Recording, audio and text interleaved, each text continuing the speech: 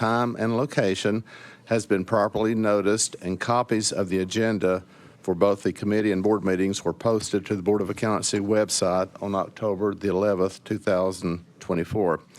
Individuals who wish to make a public comment on an item listed on the posted agenda during the scheduled public comment period will need to sign in on the provided sign-in sheet, which in this case is at the back of the room, or by placing their name in the chat box online.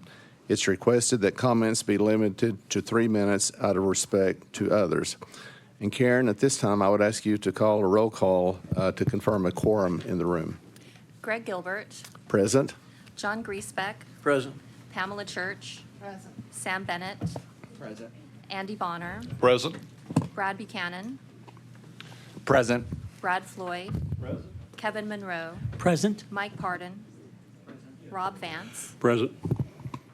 So it appears that we have a quorum. I would also like to welcome all the visitors and members of the public. Most of the individuals present I will introduce in later sections of the board meeting. And I apologize, my phone is off, but apparently my watch is not. So, so if anyone needs to turn your watch ringer off, this might be a good time to do so. And as I said, we have a number of visitors today, and we welcome you, and you will be introduced later in the meeting. I would like to recognize our two new board members, Brad Buchanan, and Brad, welcome, and Mike Parton. Brad is from Middle Tennessee, and Mike is from East Tennessee, and we welcome these gentlemen. They introduced themselves yesterday, so I will not ask them to do that again today, but we are very much privileged to have you two gentlemen to serve on this board, so thank you for your service. I would ask the board members to please remember to turn your microphones on when speaking and off when finished. Only 4 mics are operational at any given time, and yesterday I think we had a couple of instances where we had more than 4 mics on, and so the 5th person cannot speak if we have 4 already on, so just be cognizant of that. I would also like to welcome our new attorney, Lee Lott. Lee, thank you for being with us. Lee introduced himself yesterday also, and we're very pleased to have you with us.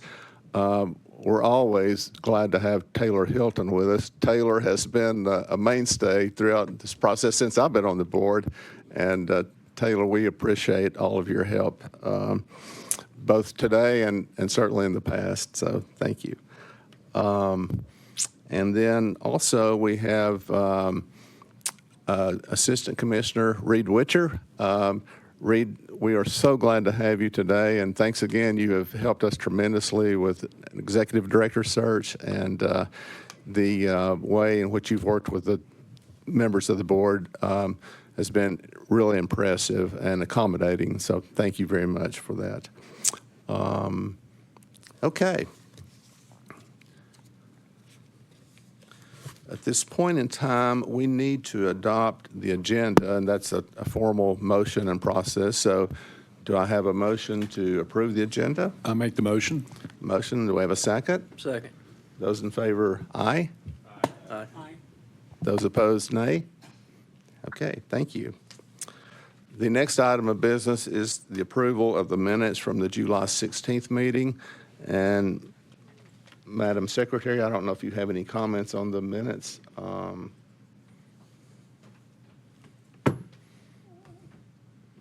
The minutes were approved as submitted. Is that all you need from me? Yes. So, okay. So do we have a motion to approve the minutes?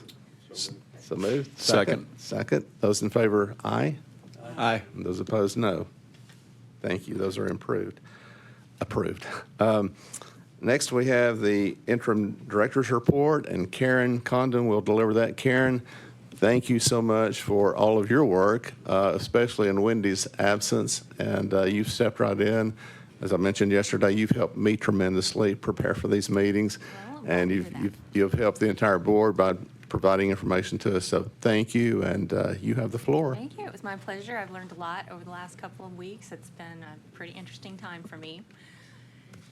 For this director's report, Typically, we will have a future meeting date to, for you all to vote on. The way that we reserve the conference room has changed a bit, and it's not that easy to reserve the room that far in advance, so we're not going to have one this time.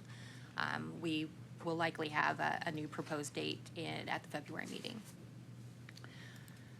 The NASBA meeting is coming up in just about a week in Orlando, and 5 board members are scheduled to attend, and Lee Lott will be there with you. Andy Bonner, Greg Gilbert, John Griesbeck, Kevin Monroe, and Brad Floyd will all be attending and representing Tennessee there at the meeting.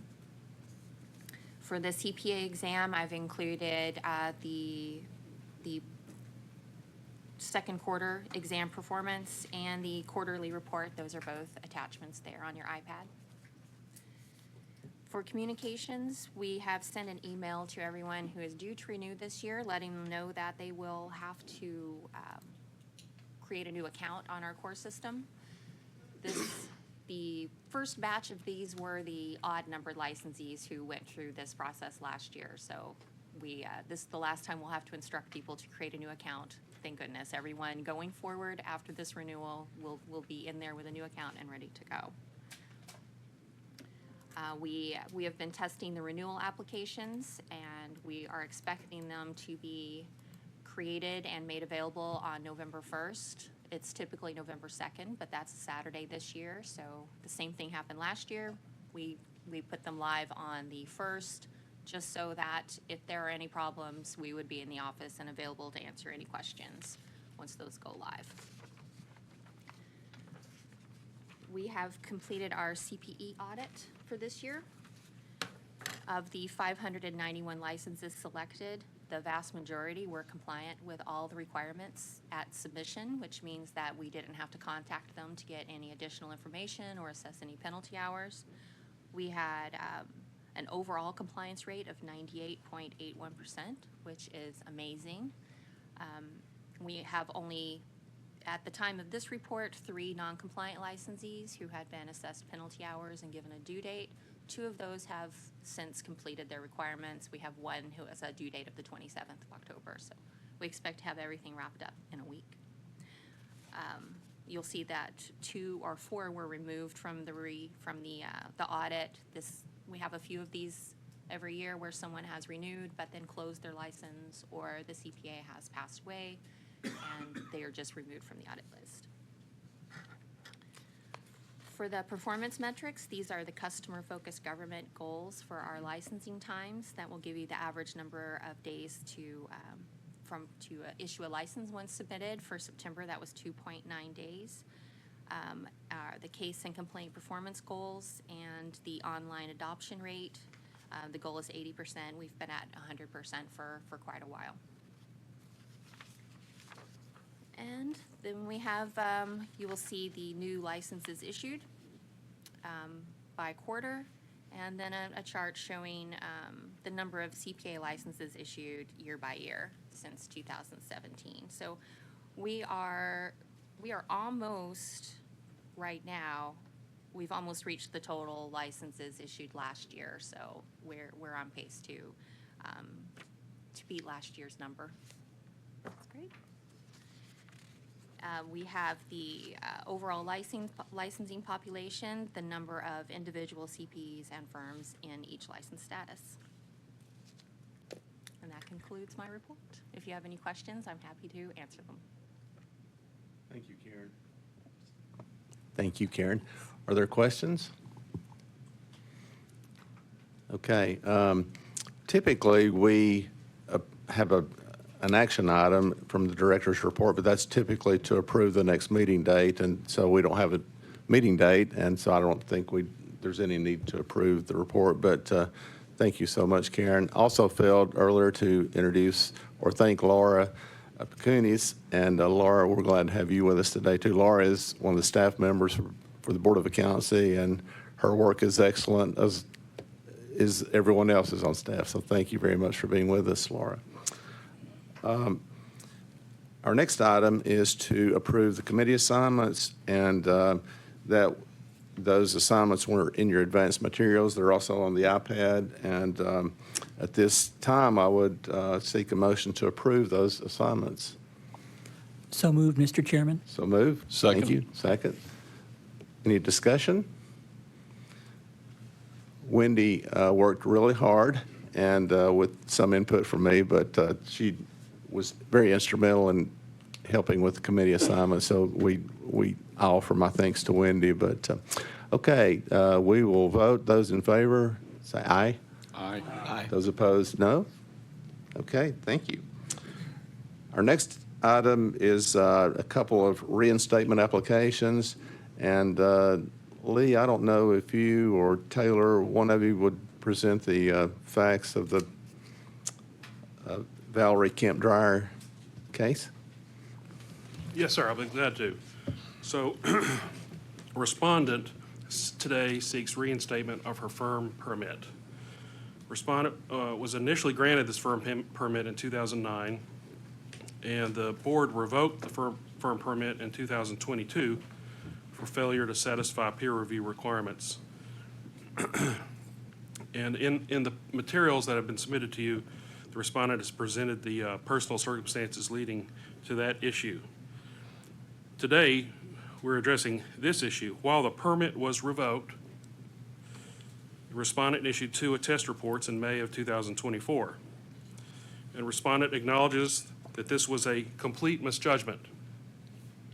Respondent received notice of the violation and immediately refunded all fees and found alternative CPAs to complete the work.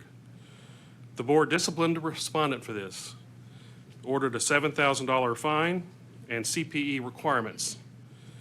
The respondent has now paid the fine and completed CPE. So that's the situation we have before the board today. Thank you, Lee. And I would ask Ms. Dryer, would you mind to come up to the microphone and any comments that you would have? Well, he said that it was a complete misjudgment on my part, and I certainly agree with that. This is not the typical manner in which I do business.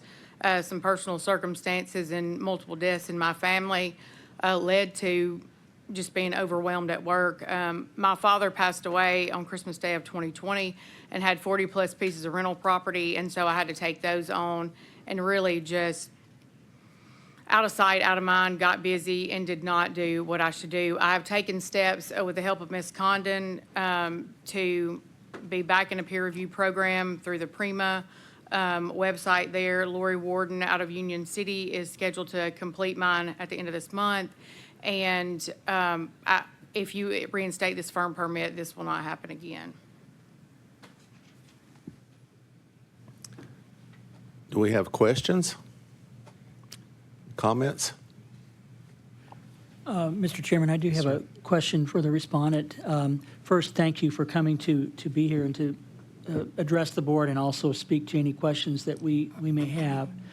I think the most concerning struggle that I have with respect to the case here is that while in a revoked status and even earlier this calendar year, there were attest reports that were issued under that revoked status. And so the question that I'm grappling with is, why should the license be reinstated?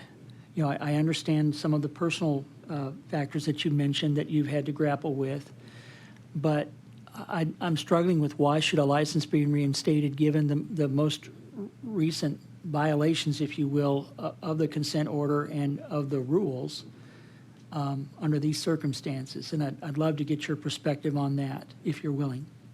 Yes, sir.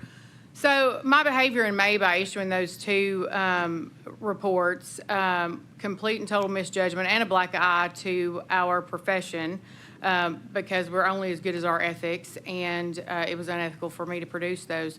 I have paid my penance to the state of Tennessee, which was no small fine, and am in compliance right now. And so I would just ask for grace and mercy by this board because it was a complete and total misjudgment, unethical behavior on my part, and I can sincerely apologize to you for that. Mr. Dryer, I have a similar question.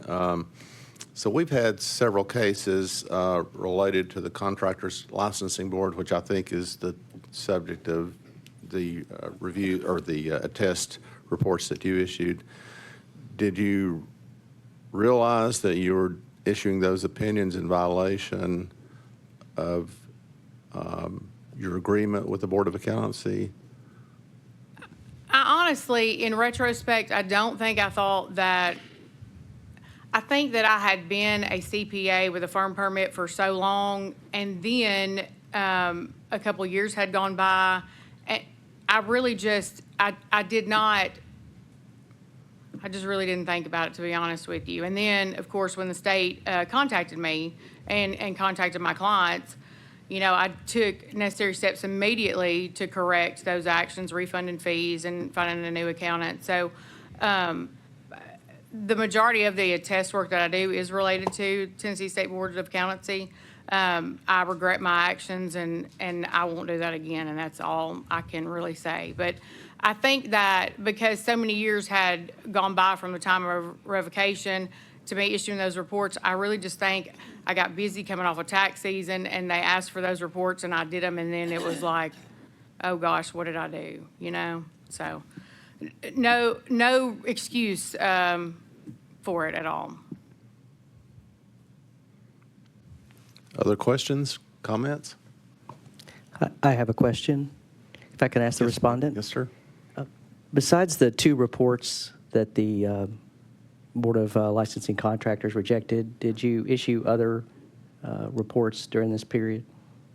No, sir. My firm is basically a bookkeeping and tax firm, and so I don't do very many other than Contractors Licensing Board and the occasional compilation. So no, we had not issued any letters with anything, just management only, where they went into QuickBooks and pulled their own reports.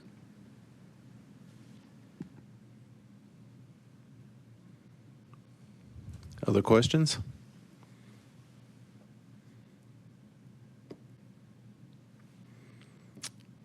Okay, so it's, we need to make a decision to approve or disapprove the application.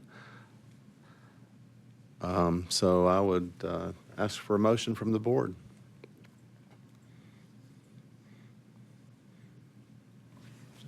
I think the respondent understands what she did wrong for the firm permit, that you seem to indicate it will never happen again, which we will be watching. She's paid significant fines. She's done additional education, and she very quickly gave the money back and got another CPA involved to issue the reports. And I think sometimes we learn a lesson when tragedy strikes us, and I think sometimes we learn a lesson when we just lose our minds and don't focus on what we need to focus on. And I hope that that you have done that. You say that here today, and I'm trusting your word. And so I would like to make a motion that we reinstate the firm permit. Motion is made. Do we have a second? I'll second that. Second. Thank you, Rob. Discussion.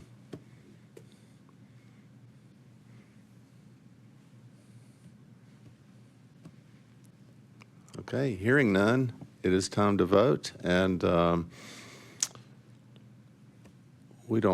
Karen, we don't need a roll call for this vote, do you think, or do we? I don't think that you need one, but Okay. you certainly may. Let's do it. Greg Gilbert, Aye. John Griesbeck, Aye. Pamela Church, Aye. Sam Bennett, Aye. Andy Bonner, Aye. Brad Buchanan, Aye. Brad Floyd, Aye. Kevin Monroe, Aye. Mike Pardon, Aye. Rob Vance. Aye. Okay. Mr. Iyer, congratulations. And as Mr. Monroe said, thank you for being with us today. And just be cognizant of the rules under which we all must operate. You do not have to worry about that. I Good. will be in compliance. So y'all can watch me from here on out. Thank you so much for this. I appreciate it. Best regards to you. Our next item is CPA license reinstatement application for Richard Brown. And for this particular case, all we are asked to do is to approve that we believe the application is complete. I don't know if legal has any comments, or Karen, you may have comment regarding this situation? We've received everything that he was required to do. Okay. So again, especially for new board members, we're not approving a reinstatement at this meeting. We are only approving that the application is complete for consideration at our next meeting. So at this time, I'll ask if there's a motion to approve the application as completed. So moved, Mr. Chairman. So moved. Is there a second? Second. Second. All in favor say aye. Aye. Those opposed, no. Thank you. Okay, at this time, we have a special guest, and I'm going to ask Andy Bonner to introduce him, but beforehand, I will say that Kent Absick is with us, and Kent is Vice President of NASBA, so he works with our former Executive Director, Wendy Garvin. And Kent, welcome. Andy, would you mind to introduce Kent? I would love to. I've gotten to know Kent through being on the NASBA board. He served the longest term we've ever had for an executive director, being a regional kind of board member. And he has really brought so much to the profession. I can remember the first time he came on in that position. He actually had coffee calls with all the executive directors across all the jurisdictions and created a camaraderie with the executive directors that to this day continues. They were close together before, but after Kent got involved, it was a total new perspective. Kent has brought that same enthusiasm with him when he jumped off the diving board and into the big pool of NASBA back in July. And it with NASBA and what him and Dan's team have done when they first got out of the block. We have a lot going on in the profession. We've got the UAA had to be changed. We've got the additional pathway. States were already starting to come apart and do their own laws, and Ken has played a big part in kind of keeping everybody together, talking and building from with the executive directors that he helped kind of bring together, and he's a true leader. I'm excited to see him in Nashville. He's been drinking a lot of fluid from the fire hose, and we're glad you're awake and here early because you've been working 7 days a week for a long time here to get us to this point. And so, welcome, Ken. We're glad to have you. Chairman Gilbert, members of the board, Board Member Bonner, thank you for that wonderful introduction. My wife always said that she admired and likes Andy. Now, I don't know if she'll question his judgment after that particular introduction, but yeah, my name is Kent Absick. I'm happy to be here today. As Andy mentioned, I'm the new Vice President for State Board Relations with NASBA. My former role was the Executive Director for the Idaho State Board of Accountancy. You guys may have heard of the gentleman who previously had my role, Dan Dustin. So, kind of some big shoes to fill, but we're trying to do the best. Just want to mention Wendy Garvin. Wendy and I have known each other for a long time. When I got to NASBA, there were a lot of committees and roles that I had to give up, and I recommended Wendy for them. And I was always told no. And finally, I said to Dan, what is it? Wendy's the best person that we got available out there. We've got to get her to NASBA. Well, little did I know that that's what's going to happen. So we're fortunate to have Wendy. We know that whoever takes over as the executive director for the Tennessee board will do a wonderful job, and know that we at NASBA will be there to support them as well. And we also want to thank this board for their continuous involvement with NASBA over the years. It's great to hear that 5 of you will be joining us in Orlando. As Board Member Bonner said, a lot to discuss, a lot of great interaction. So we look forward to seeing those of you that are going to be there. And if you see me, come up and say hello, and I'll hopefully be able to do the same. So, Karen, let's go ahead and get started. Here's our agenda for today. Karen asked me to speak about the competency-based experience pathway. I thought we would take a quick look at how we got to where we're at today, review the pathway, take a look at where that's going to be housed, which is UAA Section 5. Now, one thing that I want to remind everyone is that there are currently 2 exposure drafts that are out there. There is this one for the competency-based experience pathway that will have a comment period through the 6th of December, but there is also a exposure draft out there on the UAA, which focuses on Sections 5, which is where the education and experience are housed, and Section 23, which has to do with substantial equivalency, and that has a comment period end date of December 30th. But again, for your meeting and to remain in compliance with state laws about agenda items, we're just going to cover the competency-based exposure draft here today. So, Karen, let's talk about the Professional Licensure Task Force and the National Pipeline Advisory Group, which is NPEG. So both of these groups started back in 2023. Now, NPEG is from the AICPA side of the table, and they have done a tremendous amount of work on the pipeline. However, they were gracious enough when they started their NPEG group to have a couple of NASBA members, former Chair Rick Reisig, and my boss, now Dan Dustin, was on NPEG as well. So we got that input.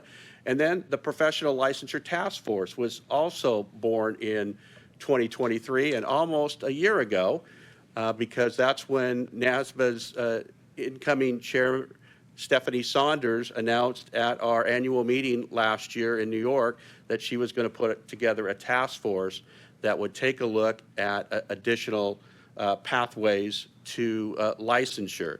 And as the NPEG group did, there are members from both NASBA and the AICPA on the Professional Licensure Task Force. Overall, it's amazing how many different people have been involved in this process.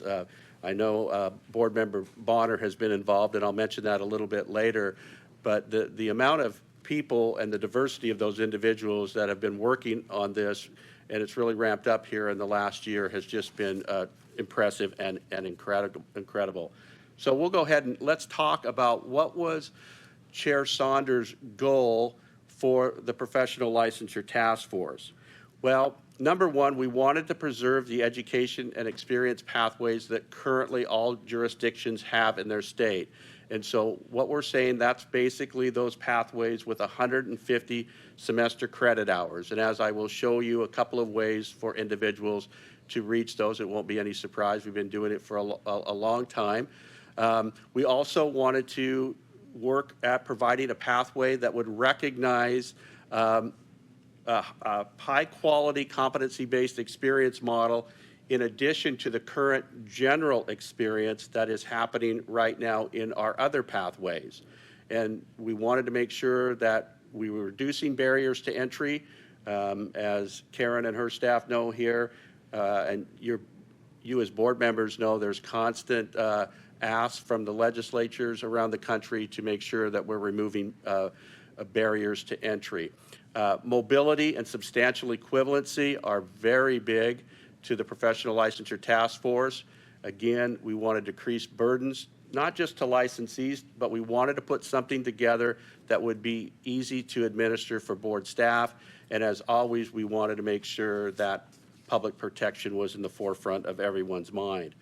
So if we move to the next slide there, Karen. So the guiding principles for the Professional Licensure Task Force included cost effectiveness.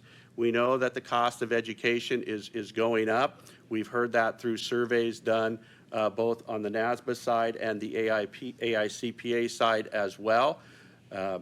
Part of the pipeline issue has been related to the cost of education, so that went into consideration.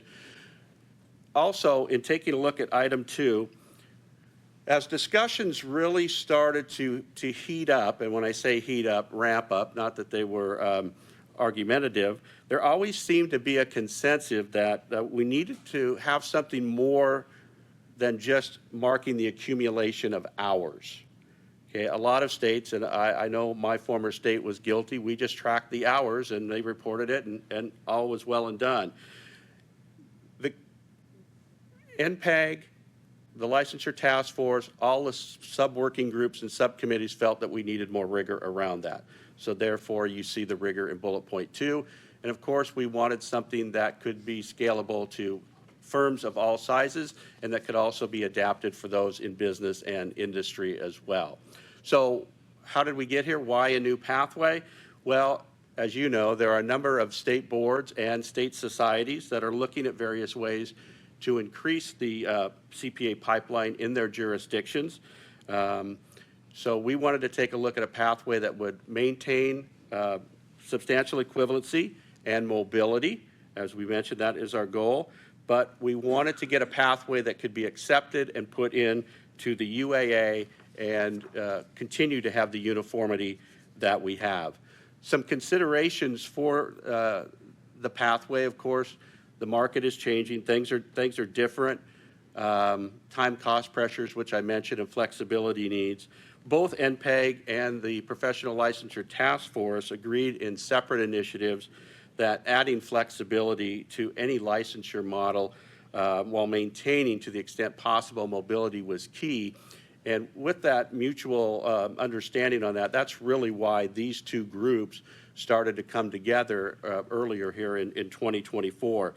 When you think about the need for flexibility, Nikki Nealon, who is the incoming vice chair, always reminds me that CPAs come from a diverse range of practice areas, and not everyone learns the same. And so we took into consideration that some enjoy learning in the classroom, and some individuals learn better out on the job. And therefore, the hard look at looking at a pathway that would include more experience for us. The bottom line, though, for both groups, whether you like the classroom or whether you like on-the-job training, is that individuals want to be successful. So a few important things to consider for a new pathway. Again, I call your attention to bullet point 1, public protection. That's why we're all here. It's the mantra of all decisions that are made by a Board of Accountancy. I know that's the same way here with the Tennessee Board of Accountancy. Also wanted to make sure that the quality reputation of the CPA was maintained and enhanced as well. So I'm going to go into a little bit here now into a couple of the subcommittees. So Karen, if you will go ahead and advance the slides for me. A little backdrop here. So NPEG, Professional Licensure Task Force, they came together. They formed their own working group. And then out of that working group, there was another committee that came together. And that's where I joined the party, and I believe that's where board member Andy Bonner joined it as well. And so we had a group, we added more, and then we took what we had and we divided that group in two and came up with two different subcommittees. A standards subcommittee, which would focus on the standards that would be in place around the program, and then there was the models group that would develop the competencies. So as you look at the next couple of slides, again, I want to point out that Board Member Bonner was actually thrust into the role as being the chair of the Standards Subcommittee. When somebody who will remain nameless was brought to NASBA, he had to give up that role, and so he nominated Andy, and luckily Andy took that. But as you look at these slides, keep in mind the thought of flexibility for firms, boards, as well as being adaptive to what currently is in the general experience portion of your licensing requirements. I'm not going to read those to you. Karen, go ahead and hit through the next one. But those considerations on the right-hand side, really, really important.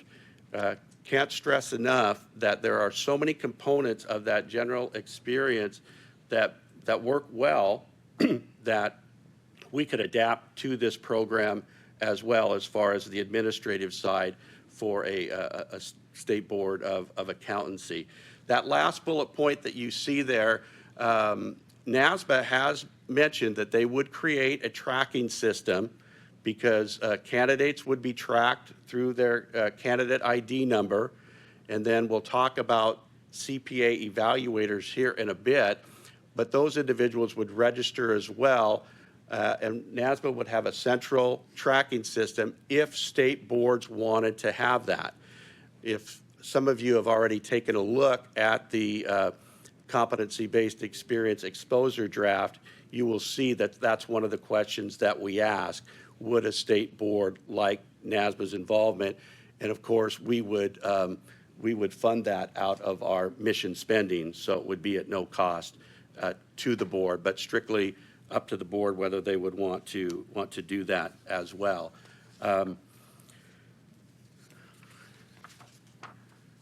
Now, the framework for the competencies came from that model subcommittee that I was just talking about, and I'm not going to read all of these to you. I'm sure that you've seen these numerous times. Nikki Nealon and I just did a webinar last week. We did the regional forums back in August, so I know you're all familiar with them. But I would think that some important points to remember are those down at the bottom, that we really do feel that competencies are interrelated and can work in tandem. And we feel that these competencies are scalable no matter what you're doing in your pursuit of your CPA license. Also, hopefully you've had a chance to look at the exposure draft, and you will notice where we have these professional and technical competencies, we also have performance indicators that are basically examples of things for an evaluator to look at for the professional competencies. And then there's also example tasks along the lines of the technical competencies of audit and assurance, tax, and business and financial reporting. We get this question a lot: where did these competencies come from? Well, the competencies have been studied for quite a while now, and I have to tip my hat to Jan Taylor and her team at the AICPA, because they've done a lot of work on this. So you can see the AICPA Foundational Competencies Framework for Aspiring CPAs is a project that Jan has done and worked on and continued to update and shape for years. We got feedback from firms. I believe that you will saw, and I didn't put this in this presentation today, but there have been many articles that have been published in the Journal of Accountancy which talk about these competencies and the roles that they play in the successful building blocks for a CPA. So, you know, a lot of work was done, and we have to say thank you to the AICPA for their efforts. Again, a very diverse group of individuals came together on this. So here are our pathways. What you see now are the first two line items are the pathways that are currently in the UAA right now. And those are tied to the 150 semester credit hours. The first, a bachelor's degree plus a master's, then a year of general experience. Of course, you pass the exam, leads to CPA licensure. And the second line there is the bachelor's plus up to 30 additional credit hours to get you to 150, the experience and the CPA exam. So here is the new pathway, and it slides in there nicely. So it's a bachelor's degree plus it's 2 years of experience. And one of those years of experience is competency-based. So while the general experience does not go away, there is an addition of competency-based. Now, some people have asked us, is there a problem if a state were to do 2 years of competency-based? No. The way that the exposure draft is written and proposed, it's a minimum of at least 1 year of competency-based. So we know that there are firms out there that are doing things similar to what is being proposed here. And if they were to want to go to 2 years of competency-based, that would be perfectly fine as well. Again, the CPA exam and licensure. So one of the things that I want to make a point on is we are not saying that 1 year of competency-based experience equals 30 semester credit hours. Okay, with all three of these pathways, the 3 E's, okay, education, exam, and experience will stand on their own. when you hear somebody say it's an equivalent pathway, in the parlance of the UAA, it's that column on the right side, CPA licensure. So it's getting to the same point. I thought about this morning, how do I talk about this? And I was thinking, do I drive up to this location or do I walk? Well, they're different pathways, but either one I take is going to get me to the same place. So I was lazy today and I drove. But so that's what, when you hear that word, it's an equivalent pathway, please know that we mean it gets us to the same place. Again, the bottom line, as I mentioned before, candidates that have the knowledge and skills and abilities want to be successful. So in general, here's how it would work.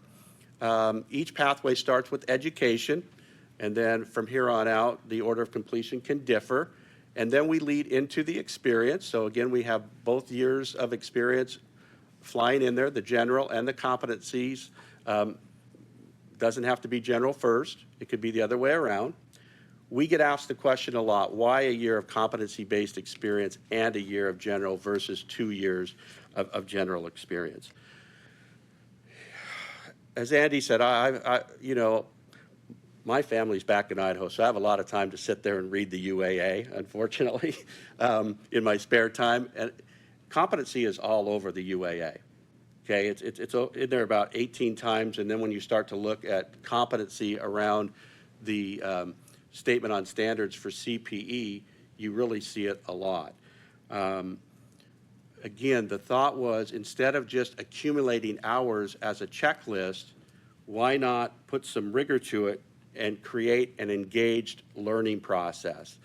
I like to use a formula that I earned at a previous employer: activity times effectiveness equals results. A lot of times, all we focus on are the results, which in this case is the 2,000 hours. To become more effective at what we do, we really need to focus on what are those activities that we're doing and how effective are we to drive a result, which is going to be a CPA that has the competencies to be licensed and therefore protect the public. And we're also trying to work on competencies around the experiences that we see. We know that experience may look different in firm A than firm B, and then in business and industry in C. So we're trying to develop some consistencies there. We're hoping to increase the exposure that people will get to competencies no matter where they are being or earning their experience. A lot of discussion about what is our primary mission as a state board. Well, you know, we're interested in the growth of the profession and the brand of the profession. That's right. But bottom line, again, at the end of the day, Board of Accountancies are about public protection. And so Nikki Nealon and I were working on our presentation for last week, and simultaneously we sent each other an email saying, look what we've stumbled upon, the fundamental principles of the UAA. And as you look at this, of course, you've got public interest at the top, but competencies, again, spread throughout the fundamentals of the UAA. And Karen, if you would hit that next one.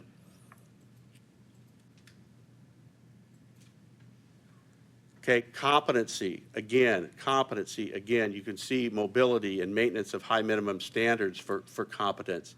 So looking at those fundamental principles, I think it ties in very nicely to why we are suggesting that we add a component of the competencies. Go ahead, Karen. Now this slide is kind of interesting. Every Tuesday and Thursday, Dan Dustin and I go up around 7 o'clock, jump on a treadmill and talk about life and all of that. And usually life turns into NASBA life and these exposure drafts, which is fine. But it was funny. We were talking one morning, and one of us asked, you know, what are the expectations as a regulator when it comes to experience? What do you think it should mean? And what do you expect the candidate to take away from their experience as it relates to what our main objective is, which is public protection. So I'll just let those sit there, and you guys can ponder those thoughts, because they're going to be different. So going back to our slide, we have the experience, and then it goes to a CPA evaluator who would sign off on the experience. Again, NASBA is offering the opportunity to create a tracking system that state boards could use. Within the exposure draft, there's also guidance for individuals who may change CPA evaluators through the process because they leave one job, go to another, or maybe an evaluator retires before that time is up. And so all of that is explained in there. But some key points about the CPA evaluator, and I think some folks may get hung up a little bit on the word evaluator, but what we're really looking for, and this is right in the exposure draft, exhibition of a competency means the candidate had the opportunity to display the competency in the course of work, such as completing performance indicators. Now, what we need to remember here is we're looking at newly licensed individuals. So we're not talking about mastery around these competencies. We're talking about what is the expectation for a newly licensed individual. The committee came back. I know that Board Member Bonner was involved in this. There were lots of iterations. Can this be an HR department? Can we have a supervisor who's not a CPA sign off on this? After a lot of discussions, it was decided it needed to be a CPA. We put other parameters in there, such as having 3 years of experience as well. So around these competencies and performance indicators, I thought I would give you a screenshot. You'll see a couple of professional competencies on the screen, and then I talked about those performance indicators. This can be used as a guide for an evaluator, and then here's a shot of the technical competencies as well. This is the audit and assurance one, and you can see those simple tasks that are on there. Remember, with the professional competencies, we expect a candidate to do all 7 of those. But with the technical competencies, they would just need to do one. So if an individual is at a firm that only does tax, they're still going to be fine because they can get their technical competencies in tax. And then just for your reference, a copy of the top of the certification form that is used and that was developed. Again, I don't know, Board Member Bonner, but there were hours and hours of conversations that went over this. At one point, we were meeting twice a week, going through this and having discussions and trying to get to the point where we can expose it. And so that's where we're at now. And I was talking to Chairman Gilbert earlier this morning, and this is the beauty of what we do. We now have this out and available for comment. And whether you're for it, whether you are in support of it, against it, or you find different aspects that you have questions on, this is your opportunity to either make a comment as an entire board. Of course, you're always welcome to make comments as individuals as well, but we want to hear from you. We have comments coming in now. Both NASBA and the AICPA are evaluating them. We're working at setting up meetings when the comment period ends to go over those jointly. So a lot of work still yet to be done.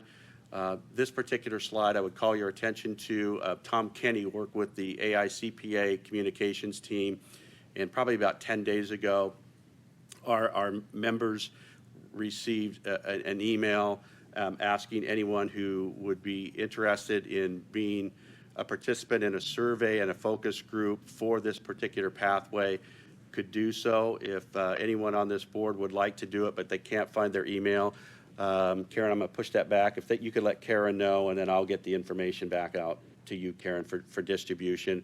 But we really want to hear from individuals and you as well. And so at this point, Chairman Gilbert, I would be happy to stand for any questions.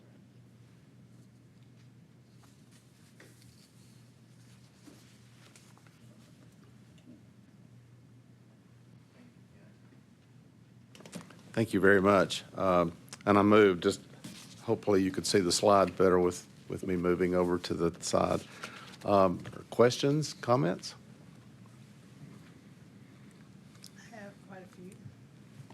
I have quite a few, but I won't cover them now. How are you? Good to see you. First of all, could you explain who pays and who gets paid? So you said it'll be open to a lot of different firms and companies.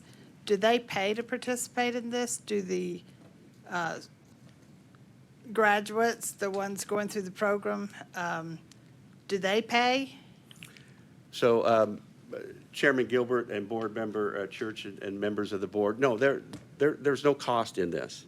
So if I were to go to work for you and your firm, I would work with you to identify somebody who can help me with those competencies. And much like you do now in helping with the general experience, you would just add, working with me, make sure that I am able to exhibit the competencies that are in the pathway. So there is not a cost. When I was saying to cost, if a state board wanted a central location where they could go in and see if somebody had submitted a report about a licensee, NASBA would pay for that to build that system where a CPA evaluator could go in. You would go in, download your report on me, and then Karen or her staff, when the time the application comes in, Karen, if this board so chooses to use that, could go in and say, yes, Mr. Absek's got his experience, it's signed off, we're good to go. So hopefully that answers. Okay. There's not a cost for this. Okay, so the way your diagram works, it's the four-year degree and then this program and then CPA. Would each state determine if someone's competency experience or the one-year experience could start before completion of the accounting hours in particular for our educational requirements? Yeah, so Chairman Gilbert, Board Member Church, members of the board, that's a very good question. Yes, there are look-back periods. We would allow, state boards would have the discretion to do that. On the slide, it indicated in general this is the way that it would work. But we do know, and we hope that somebody goes to work for a firm, finds out that they love doing the work of an accountant, and is gaining experience and may go back and get whatever education they need, or decide they're finally going to take that test. That education can be used, even though it wasn't earned after all of their education was done. So that's the flexibility piece, much like it is with the general experience requirement in many, many states. You have that ability to look back and grab that experience, no particular order. So that, I think, answers my next question. I've always loved the fact that our profession is a really good one for people who are shifting careers, say in midlife.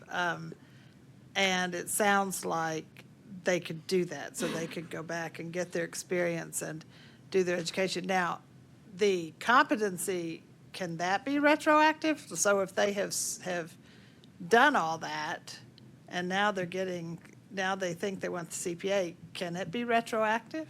So Chairman Gilbert and Board Member Church, members of the board, yes, it can, but it would be up to the discretion of you all and your state board whether you would want to allow that. So, right now, I'm sure that you guys have rules around your general experience requirement, and you would then look at rules or policies of what you would want to put in place around the competencies. Discussions that we had in the subcommittee is that we encourage to do what you are saying. For me, as a former executive director, that just opens the net. We didn't want to have a drop-dead date and say, this starts today. Everybody that goes this way, you're great, and everybody that goes this way or had it in the past, you can't participate. No, that's why we had that look-back period. Again, what you would need to do, a board member Church, let's say it was you and I had those competencies, and I've worked for you for the last 3 years, I would go to you and say, hey, I've got this opportunity now. Can we talk about these competencies, and can we have a discussion on whether I've exhibited those competencies, our state board, based on what our state board will allow? And finally, as the Dean of Business of a small university, I am wondering what impact this will have on accounting education programs, as well as the perception of the public toward our profession. So I did send Dan a response after the first webinar that said, I understood it to say, this will not affect the 5-year path. And I said, yes, it will. Yes, it will. And a lot of master's programs will go away. And that's okay, change happens. But I'm curious as to whether you studied that and what percentage you expect to do this versus the master's. And also, have you talked to educators? Because when the 150-hour requirement kicked in, and of course, I've been out there a long time, everybody shifted their technical accounting courses to the 5th year because that's what the white paper described. And then as we started letting people sit for the CPA exam during that master's, and now with this, the technical accounting courses will need to come back down into the undergraduate. What does that leave for the master's? How do you envision the master's? I mean, it's really we're talking about the whole model of the profession. And I just wonder what you can address about that whole picture. Chairman Gilbert, Board Member Church, and other members of the board, those are great questions and observations. I don't know, and perhaps the AICPA has done studies that will say this is what they're expecting to go in a particular pathway. One of the things that I can say from the NASBA standpoint, when this began, Stephanie Saunders was very determined to make sure that the 150 semester credit hour pathway was there. We wanted to preserve our master's program. Would agree with you. Other options. I always tell my kids, if you choose one thing, you got to give up something else, right? So there are going to be, opportunities for people to do different things. The extent of that, Board Member Church, I do not know. I could give you my opinion on it, but we can talk about that offline because it's just that my opinion. But again, it is something that was at the forefront of our discussions. It was really a forefront of the discussions when we looked at the UAA and the language that was changed in the UAA as well, because the education piece is very big. I know that certain state boards have had focus groups talk about the exposure draft with educators. I just sat in on one on the 16th that had a bunch of educators to give their input, and then back in New York, there was an investigator or an educators roundtable discussion session that the AICPA had over 2 days in late September, that brought educators together to get their comments and their input on what they saw, and there was a smattering of things and concerns and also support, as this was another way for individuals that are not interested in that education to go. But to answer your question, yes, it was the forefront of the mind and how we could keep it all intact. And again, applaud you for reaching out to Dan and letting him know, and all the comments that you or any of the board would like to make. We would appreciate hearing those because you guys are the experts in that area. Thank you very much. Other questions? I have a question, if you don't mind. So, having reviewed the exposure draft, I guess I have a observation and maybe a question. One is, with respect to the certification. So you're referring to someone who has done this in this model, has done this 2-year post-education, having attained a bachelor, so a 2-year apprenticeship, let's call it, and then is being asserted by someone who has 3 years, or potentially as little as 3 years. So in my firm's context, again, being one of the big four, that's likely somebody who is 25 years old And much of these competencies are, one, they're soft, right? But there are also things like professional skepticism, communication, ethical behavior, like which in many cases take many years, and many more tenured CPAs have continued to have, I won't say issues, but again, professional skepticism can be something that can be challenging for anyone. So when you thought about the exposure draft, how did you land on 3 as opposed to someone who would be more tenured as being able to say, with respect to that candidate, that this person has experienced enough? But, and the other point I was going to ask the question really is, again, because these exist on a continuum, is it exposure to, lack of a better word, these things, or is it mastery of? Again, how would someone who's evaluating a candidate be able to say yes or no? What would be the metric? Because as we all know, in public accounting, especially those of us who deal with the PCAOB and other regulators, there is definitely a focus on measurement, and I'm not sure I see how, or if there is a proposal around how these would be measured. Chairman Gilbert, Board Member Buchanan, members of the board, that's a great question. I'll try to piece them all back together. And Board Member Bonner, you were in on these conversations as well. There was lengthy conversation as to how we landed at the 3+ years. There was, should it be 5 years? There were comments such as yours, are we going to have a 25-year-old individual do this? A couple of things that came about. One, for me personally, very rarely did I see that, even under general experience. If it was a larger firm, it was usually coming from a more experienced individual, and even in business and industry, we just didn't see that. But the other key part of it is that we didn't want to put the experience of an evaluator, to be so high, that needed to be so high that it would create an obstacle. The long and the short of it, when you look at a CPA, whether they've been licensed for 3.5, 4 years or 6 years, the committee talked about they have the ability to sign off on audit reports. They have all of these other responsibilities. And so we trust our licensees to use their professional judgment and the due process in determining around these competencies. So whether we all, come to the same conclusion, Board Member Buchanan, just a backdrop of those discussions that took place around that. I mentioned we didn't want to create more obstacles.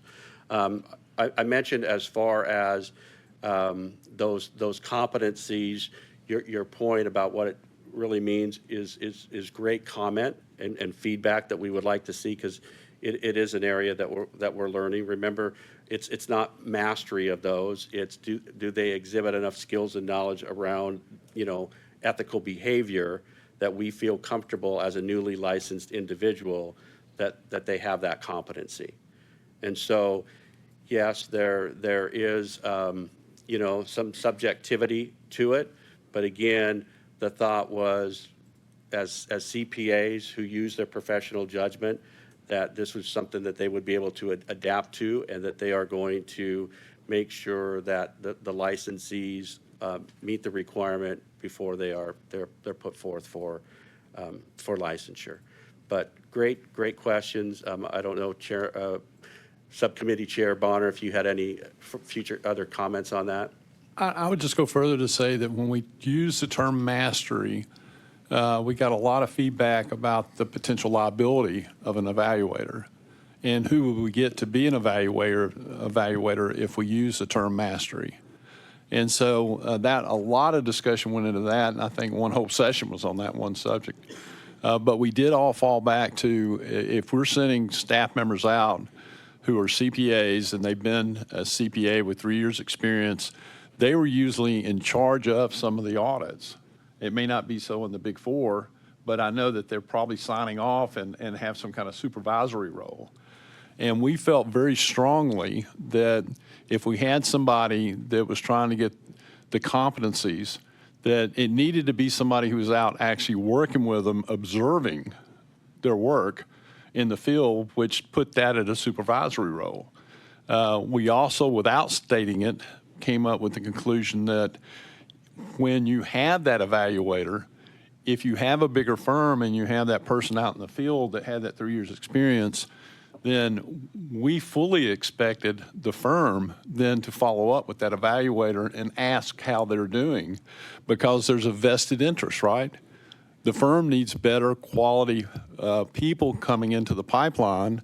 They need to be trained efficiently and effectively, and that by using the competencies, then that helped in the training kind of rigor for those firms that did not have a program. Now, we all know that the larger firms, and we have several here at this table, they have a very good training program. What we were concerned about was the small firms that were going to be left behind. And we in Tennessee know that if you go to the big cities, you got the big firms, but we have a lot of smaller single-member CPAs that are out there in single firms that are looking for people to come in to become a CPA and help take over that firm and continue it. So we couldn't, one size didn't fit all. And so as we walked through it, there was a lot of talk about how do we picture that and focus on that in a competency framework. One thing I would ask, Ken, is if you would kind of go through and talk about, most people now don't where did this competency framework come from? How does it tie back? Where is it associated with the CPA exam? And like myself, when it first came about, I didn't even know it existed, which then kind of opened my eyes. And then our next question was, well, how is it going to be updated and changed and monitored? And I would, ask you to kind of update us on that. So Chairman Gilbert and Board Member Bonner, first of all, Board Member Buchanan, did that effectively answer your question, sir? Yeah, I appreciate that these kinds of comments likely will come through the exposure draft process. Yeah. So I take your point. I'm certainly not speaking on behalf of my firm, but I will say, as someone who does practice before the SEC and the PCAB, that measurement of these kinds of things is something that I personally would be very much wondering about, knowing how if an audit is deemed to be deficient for some reason, the root cause that oftentimes goes into looking at that could be something that I would imagine could give pause to many who are sitting in my seat. Appreciate those comments. To Board Member Bonner's question, as stated, the competencies have been around a while with work being done by the AICPA. I mentioned the foundational pieces of an aspiring CPA that they did. And so work has been done on that, tied that into the competencies, how competencies are related into the UAA. Board Member Bonner was another key contributor to why we're looking at that way. To your question about how will it be monitored going forward, the committees feel that this would be much like we do, and as I mentioned with CPE standards, that there would be committees that would take a look at this and would, work and continually evolve the program to make sure it's meeting the needs of the profession. So there are plans in place should this go forward, be adopted into the UAA by the boards at the AICPA and NASBA, that work would continually be done. Now, how that standard setting group would work, I do not know, but there is plans that this isn't just a one and done thing and we're going to stop there. It's going to continually be monitored. And again, I think the closest that I can see to that is what we currently do with CPE standards. We would take a look at that. Kent, I have information in front of me regarding legislative activity in 7 states dealing with this very subject. And I believe the last report I heard, there may be 13 states that have either adopted or have pending legislation. Is that accurate? Are there 13 states at this point that we've monitored? Or Chairman Gilbert, members of the board, I don't have an exact number I know of 4 that have said they're going to put forth legislation, and then a couple of others that were before. A few of those were prior to the rollout of these competency-based. Yes. And so they've pulled back a little bit. I don't, again, sir, I don't have an exact number, but I do know there are states that are putting forth legislation. The ask of them is to, to hold on, see how this particular exposure draft comes out. We are at a very crucial point as far as will mobility be broken? Should states start to adopt their own pathways that aren't in the UAA? Under a perfect world, which I think that our world is not perfect, but it's pretty darn close. We have substantial equivalency now. We follow the pathways that are in the UAA, and if that can continue, that would be the best for the profession. Again, that's coming from me here. And so there's a lot of movement going on, which is why very happy to have the chance to be in front of this board. I don't know what you guys have considered as far as pathways, but for you to be open to listening to this pathway and ask questions, that's what we're asking for at this point. As you all know, once the exposure draft comments come in, we calculate, we take a look at that, and then they'll go back for further scrutiny and a decision on what we're going to do. But I can't underestimate how important this is if states were to start to do their own pathways and what that could mean for mobility. There's all kinds of talk about automatic mobility. Well, that says what automatic mobility tells you what can come into your state. It doesn't say if your licensees can go into another state necessarily. So, yeah, there's just a lot more work. It's a crazy time in the profession, but we're up to the challenge and working with state boards, state societies to get something that, again, will maintain mobility and keep substantial equivalency and uniformity. I worked at the end of my career in my former state. I wasn't independent with the Board of Accountancy, and at the end I had 16 boards that I took care of.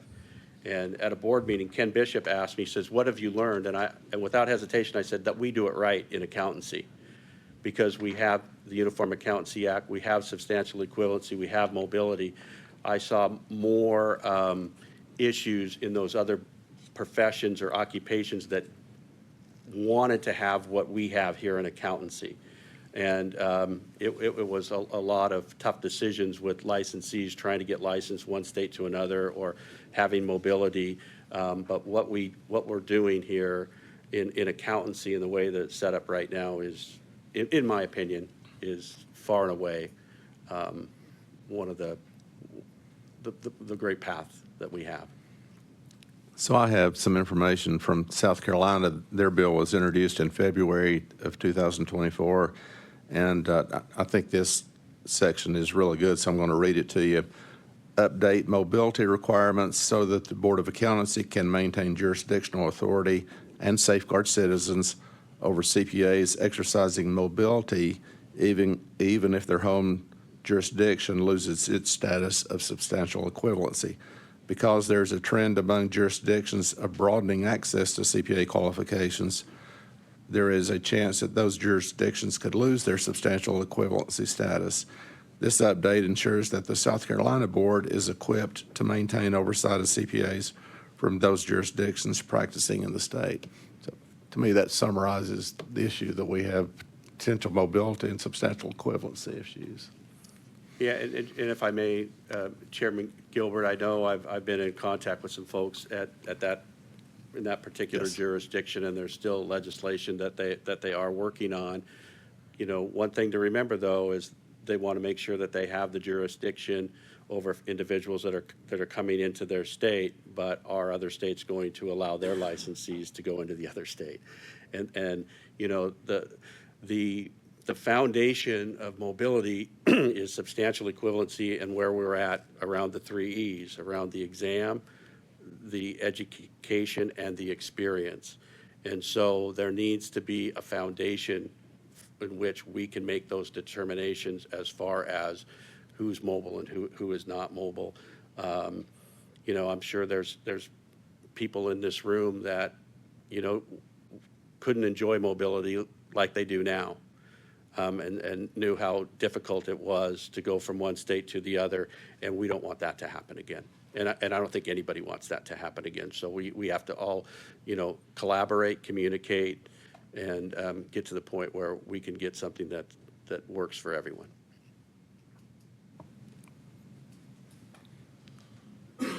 Other questions, discussion? One more question. Ken, when you talk about the CPA evaluator, you talked about them having 3 years' experience. Do you anticipate a process where you would have to register for or get some kind of qualifying number? And the tracking system, I know that's pivotal. I think if Tennessee were to say, hey, we would like to do this program, I know that from our budget, we would probably say, hey, we might want NASBA to actually do that for us, so that we don't have to hire an additional person to come in and do the state and monitor the evaluators and then the experience and the competency tracking.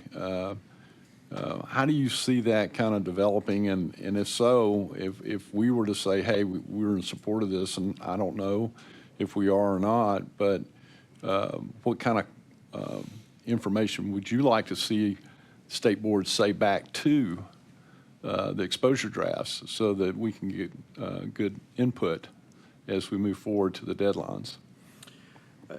Chairman Gilbert and Board Member Bonner, thank you for those questions. We haven't gotten into the intricacies of the tracking system yet, but what you are alluding to is the way that I believe the subcommittee is envisioning it.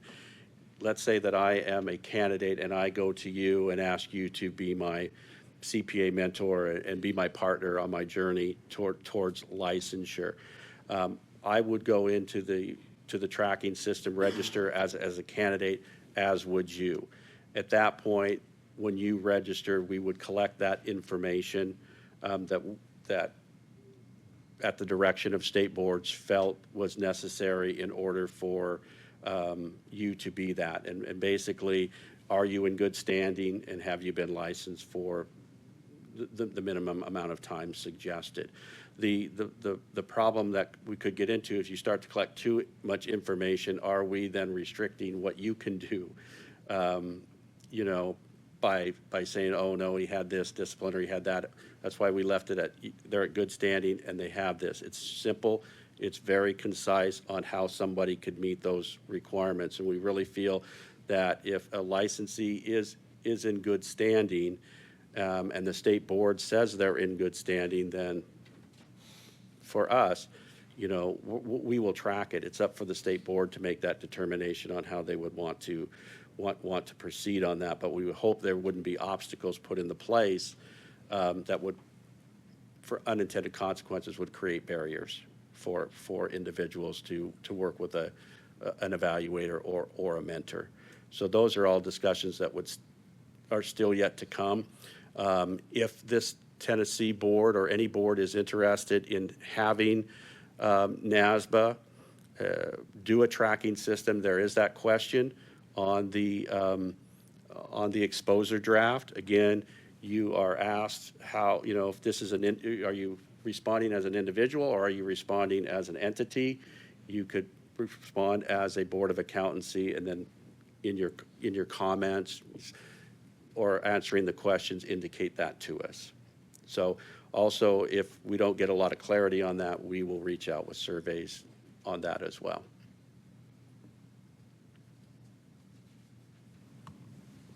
Other questions?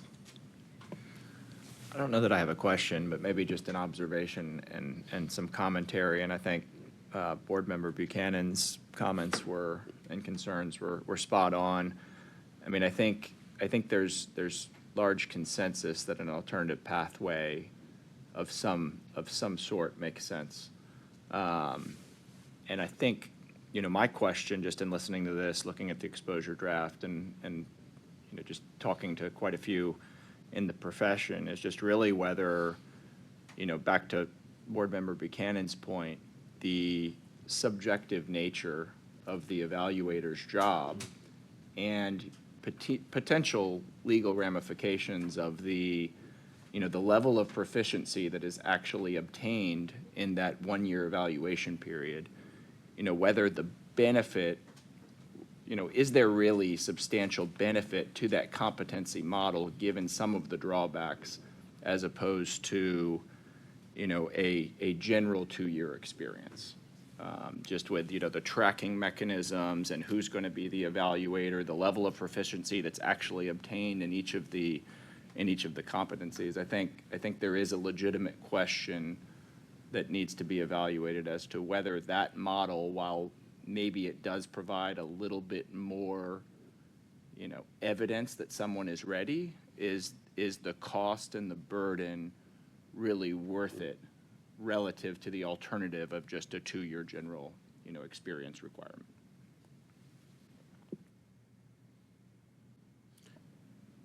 Mr. Chairman, Board Member Bennett, thank you for those comments. Appreciate hearing that as well. Other questions or comments? I have one more, just general Yes, sir. comment. Not a question, but someone forwarded me a draft of some modifications that the Oregon State Society and the Oregon Board were proposing, one of which was to create this third pathway, which was based on the black line I saw, which was based on 120 hours plus the general 2 years without this competency requirement. My understanding is that California, Virginia, and other states are moving in that direction. So my comment for this board, though I'm still the new guy here, is that creating, we should be very circumspect about what we do so as not to create hardships for people who want to come into the state of Tennessee to practice, or to make it for any individuals that want to exit or leave the state of Tennessee to practice outside, especially in our contiguous states. I could imagine there's many cross-border practicing CPAs, with respect to Kentucky, Alabama, Virginia, South Carolina, and others. And again, I just think we should. This is, as has been indicated, there is a potential fracturing here amongst the states, and we need to make sure that we're careful about what we choose to recommend, so as not to create impediments for our licensees to do business in the state of Tennessee. For out-of-state licensees to do business in the state of Tennessee, or for individuals who are residents or licensees of Tennessee to practice outside of the state. Excellent observation, and I do have some information. California Board of Accountancy, they approved at their July 2024 meeting for their staff to draft legislative proposals to adopt automatic mobility, elimination of the 150-hour requirement, and option to be licensed with a bachelor's degree plus 2 years of experience, or a master's degree and 1 year's experience. I don't know, Ken, if that's on hold at this point or not, but.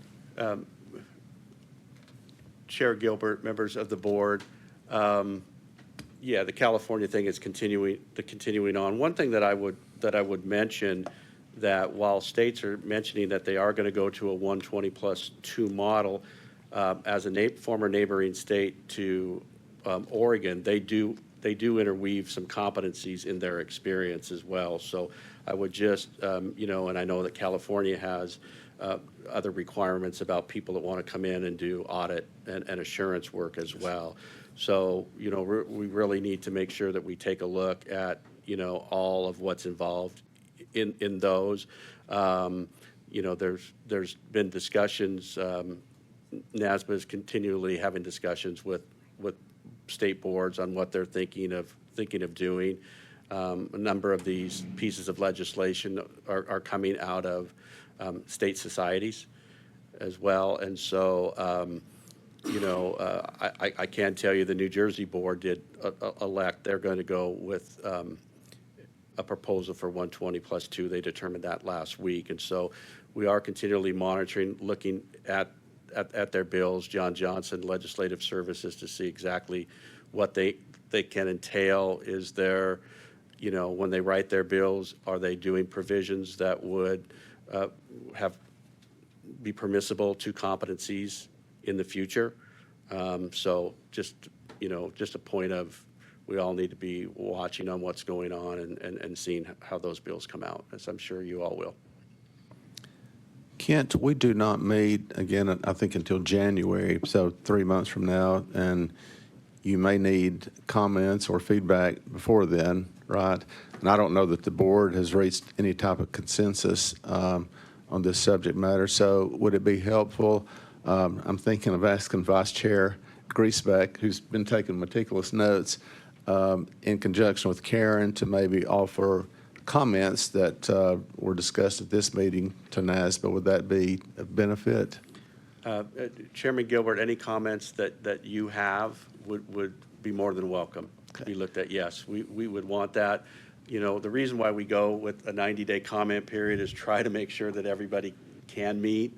If you have quarterly meetings, usually you are meeting, but we do know that when those meetings fall in relation to when the exposure draft is released can be a challenge as well.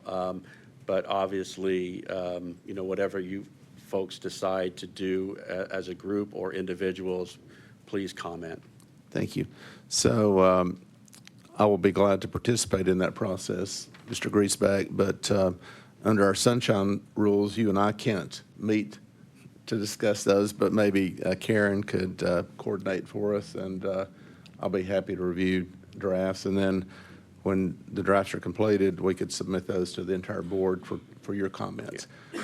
But Yeah. it'd be very difficult for us to have a special meeting to reach consensus on that, these matters. And Mr. Chairman, one thing that I would point out, with this particular exposure draft, we do ask a series of questions on there. Okay. But that does not preclude a state board from just submitting a written response. Great. So you have the flexibility Great. to do that, as well as, I can just imagine Karen going back and forth with Board Member Griesbeck on 14 different questions, but you guys can summarize it into one letter that can be attached as comments.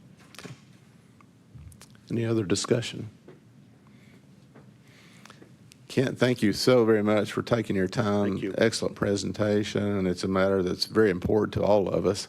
And thank you for the excellent work you've done on it, and look forward to seeing you next week. Safe travels, and thank you for allowing me to be here this morning. Thank you very much. Are we, okay, does anyone need a break at this point? Let's take a quick break. We do, okay. 10 minutes maybe? Yeah, So that'll be great. Thank you. 10:10, we reconvene?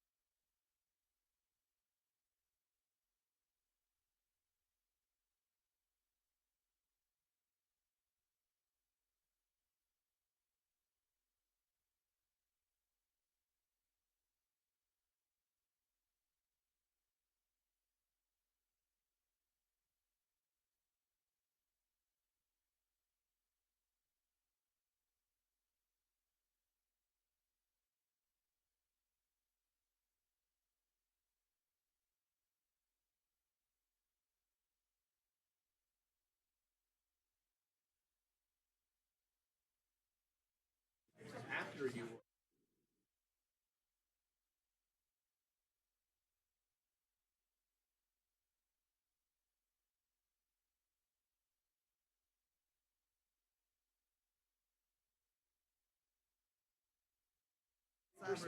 Because you're deemed to be deficient, right? And so now it's 2 years, does it give 50%, like? Good morning. Good morning. Hello.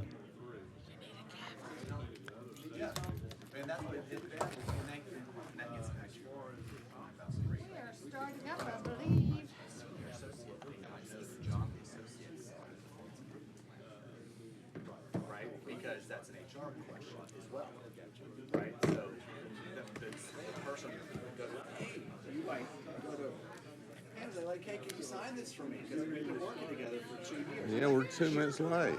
Part of the agenda do we get into your business?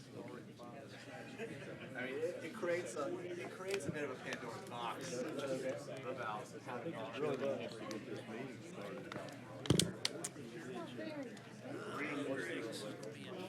Okay. I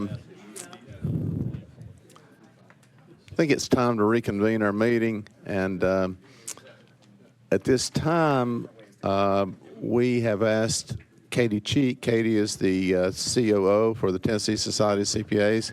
Katie is going to provide us some information, including some possible proposed legislation, I think, from the TSCPA.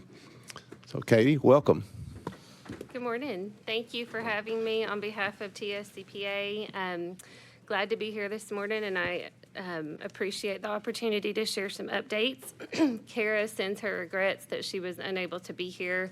She is in Atlanta attending the AICPA Fall Council meeting, so she was unable to be with you all today.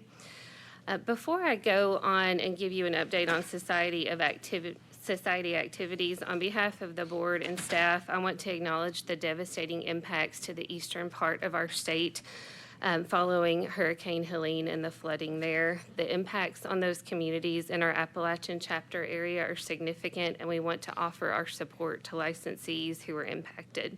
TSCPA has a dedicated resource page on our website where more information can be found for anyone impacted, and they may also contact the society office if there are resources that we can provide for them during this time. Moving on to a TSCPA update and things that may be of interest to the board. The Society's Board of Directors met in August for their annual planning workshop meeting. At this meeting, the board discussed the National Pipeline Advisory Group report. The board reviewed TSCPA activities that align with the recommendations in the report and also discussed additional activities that we can undertake to address the 6 themes identified in the MPAG report. Following the board workshop, TSCPA Chair Kelly Crow appointed the Human Capital Strategy Task Force. This 12-member task force is comprised of various stakeholders, including members from public accounting, corporate finance and accounting, academia, and representatives from NABA. The task force will convene its first meeting on November 4th, 2024. The purpose of the task force is multifaceted.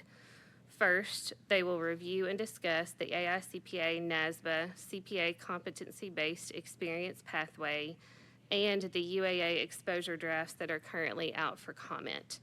The task force will help to inform the Society's comment letter on the exposure drafts.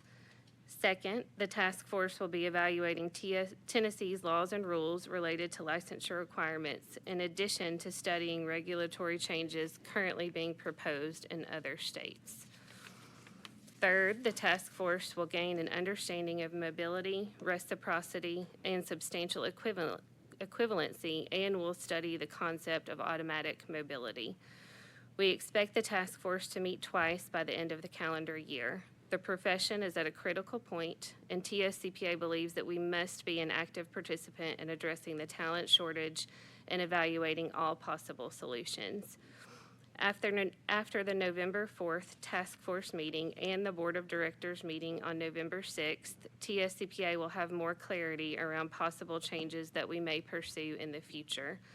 As you know, the timing of any potential statutory changes may present challenges as the 114th General Assembly will convene on January 14th, 2025. Shifting into other ways that TSCPA is looking to support the pipeline. Katie? Yes. I'm sorry, may I interrupt you Sure. just for a second there? So I wanted to give you a little information while we're on the task force issue. I checked with Assistant Commissioner Witcher, and Kara Fitzgerald had asked me if I could appoint a board member to serve on that task force, and I thought I could, but we wanted to make sure we went through the right legal hoops, and so I communicated with Assistant Commissioner Witcher, and I think maybe you consulted with the legal staff, but we're okay to that, so we got the green light to do it. So again, me not having a board meeting with one other person, I asked Kara to ask Mike Parton to serve, and Mike agreed to, subject to approval by our legal staff and Department of Commerce and Insurance. And so I think we have the green light there, and so Mike has agreed to serve. And also, I believe Assistant Commissioner Witcher is going to serve on the task force also. Is that correct? A couple of points of clarity. I think the association has offered to invite me to listen. I don't know that they want me to say anything. Okay. And Member Parton, I think, will be participating in his personal capacity, Correct. not as a representative of the board, though we do appreciate the association inviting a board member to participate. Yes. Thank you. Thanks. So sorry to interrupt, Katie. I just thought that was appropriate time to give that update. Absolutely, and we appreciate the support. Shifting into other ways that TSCPA supports the pipeline of future CPAs and accounting professionals, we dedicate a great amount of resources to connecting with middle school and high school students, as well as college students, to inform them around the opportunities that a career in accounting can provide.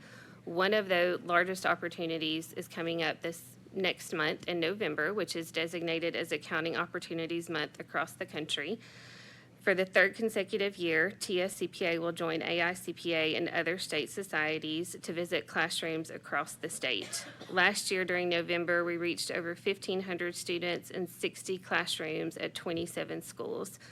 We want this November to be even more impactful, so we encourage all licensees to help support TSCPA's efforts by sharing our Accounting Opportunities Month social media posts or by contacting us if you would like to volunteer to speak at a school.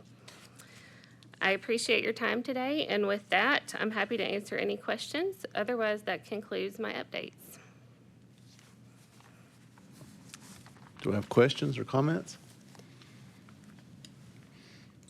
Okay. Thank you very much, Katie. And safe travels. I think you're headed to the AICPA meeting also, so hope that goes very well. Thank you. Okay.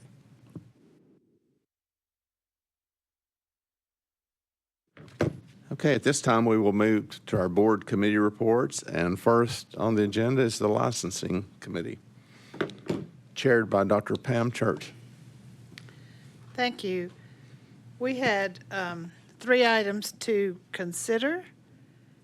The first 2 are extension requests.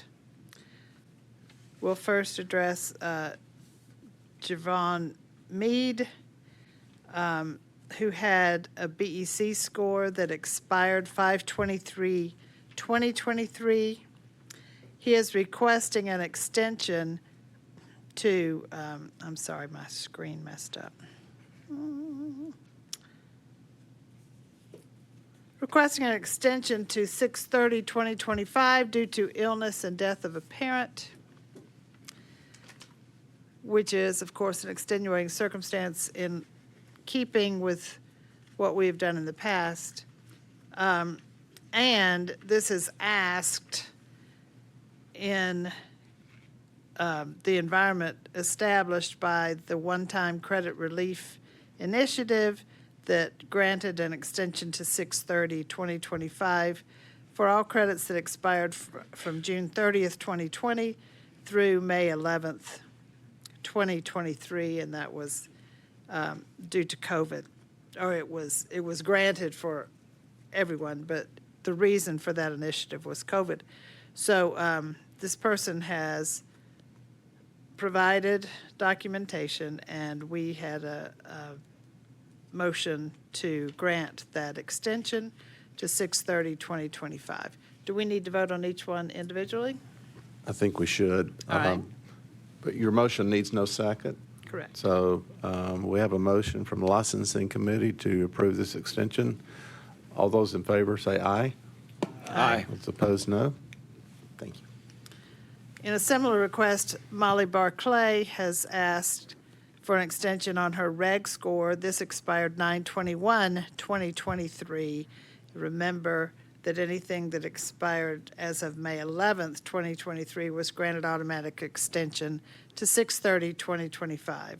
So she is requesting that her reg be extended to 6/30/2025 due to having cared for an ailing parent and her own treatment for anxiety. And she has provided documentation, including medical documentation. So the committee moved that we grant this extension. Is there any discussion? So all those in favor of the motion say aye. Aye. Those opposed, nay. Thank you.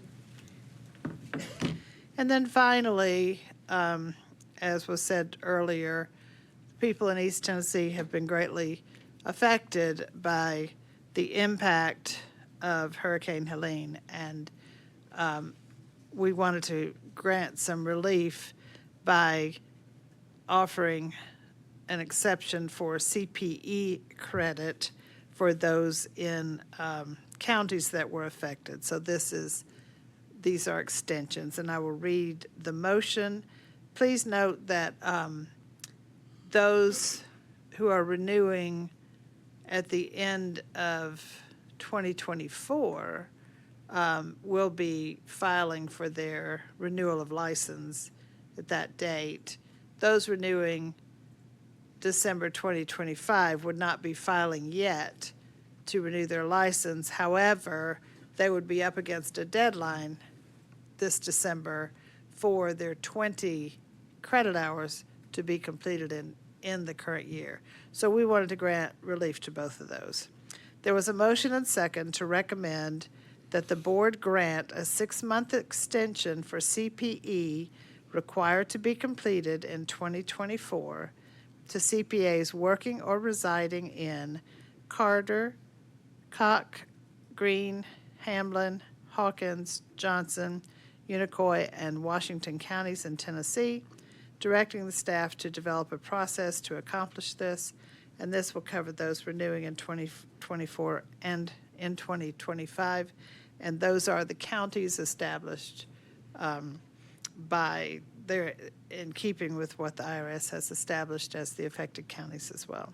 So that is our motion for that issue. Thank you. Any discussion? Those in favor of the motion say aye. Aye. Those opposed, nay. The ayes have it.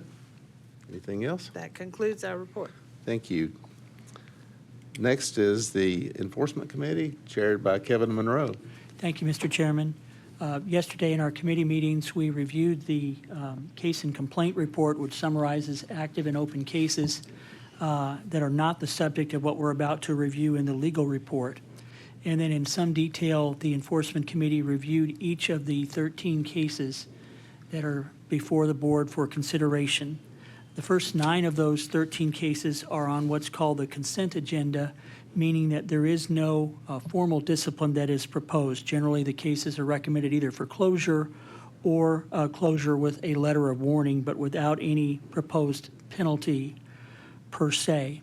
And I'll just very highly summarize those cases. Generally, they related to either complaints with respect to test work and lack of peer review, which was unfounded. We had one that alleged a felony, but the legal process has not taken place yet with respect to that matter, and so it was closed because there was not evidence of a violation. We had a couple of cases that were relating to either due care and or billing disputes, which were closed because of lack of evidence to establish a violation. And then we had a couple of cases with respect to potential unlicensed use of accounting or advertising in a Tennessee location without the appropriate designations. Those were investigated, and when the respondents were made aware of the complaints, they both quickly and swiftly moved to resolve those instances where accounting may have been used in advertising and so forth. And so for those items 8 and 9, the recommendation is to close with a letter of warning. And so the Enforcement Committee voted to accept the recommendations for all 9 of those cases on the consent agenda, and that is the motion before the board today. Any discussion? Those in favor of the motion say aye. Aye. Those opposed, nay. Mr. Chairman? Thank you. The next 4 cases relate to cases where actual discipline is being proposed and is recommended by the Enforcement Committee to the board for consideration. The first case relates to item number 10, and that is relating to the use of the accounting designation in advertising. The recommendation here is for council to recommend authorizing a formal hearing with the authority to settle via a consent order requiring the respondent to remove the term accounting from all relevant locations within 60 days of signing the consent order. Further, in the event that the respondent does not comply within the aforementioned time frame, council recommends authorizing a $1,000 civil penalty. The next item or case, number 11, relates to unlicensed attest work and lack of peer review. And the recommendation for discipline in this matter is authorizing a formal hearing with the authority to settle via a consent order, assessing a civil penalty of $3,500 based on an audit report being issued without the respondent holding a firm permit or being registered in peer review. The next case, in case number 12, relates also to attest work and lack of peer review. In this particular case, a board member yesterday asked a very good question.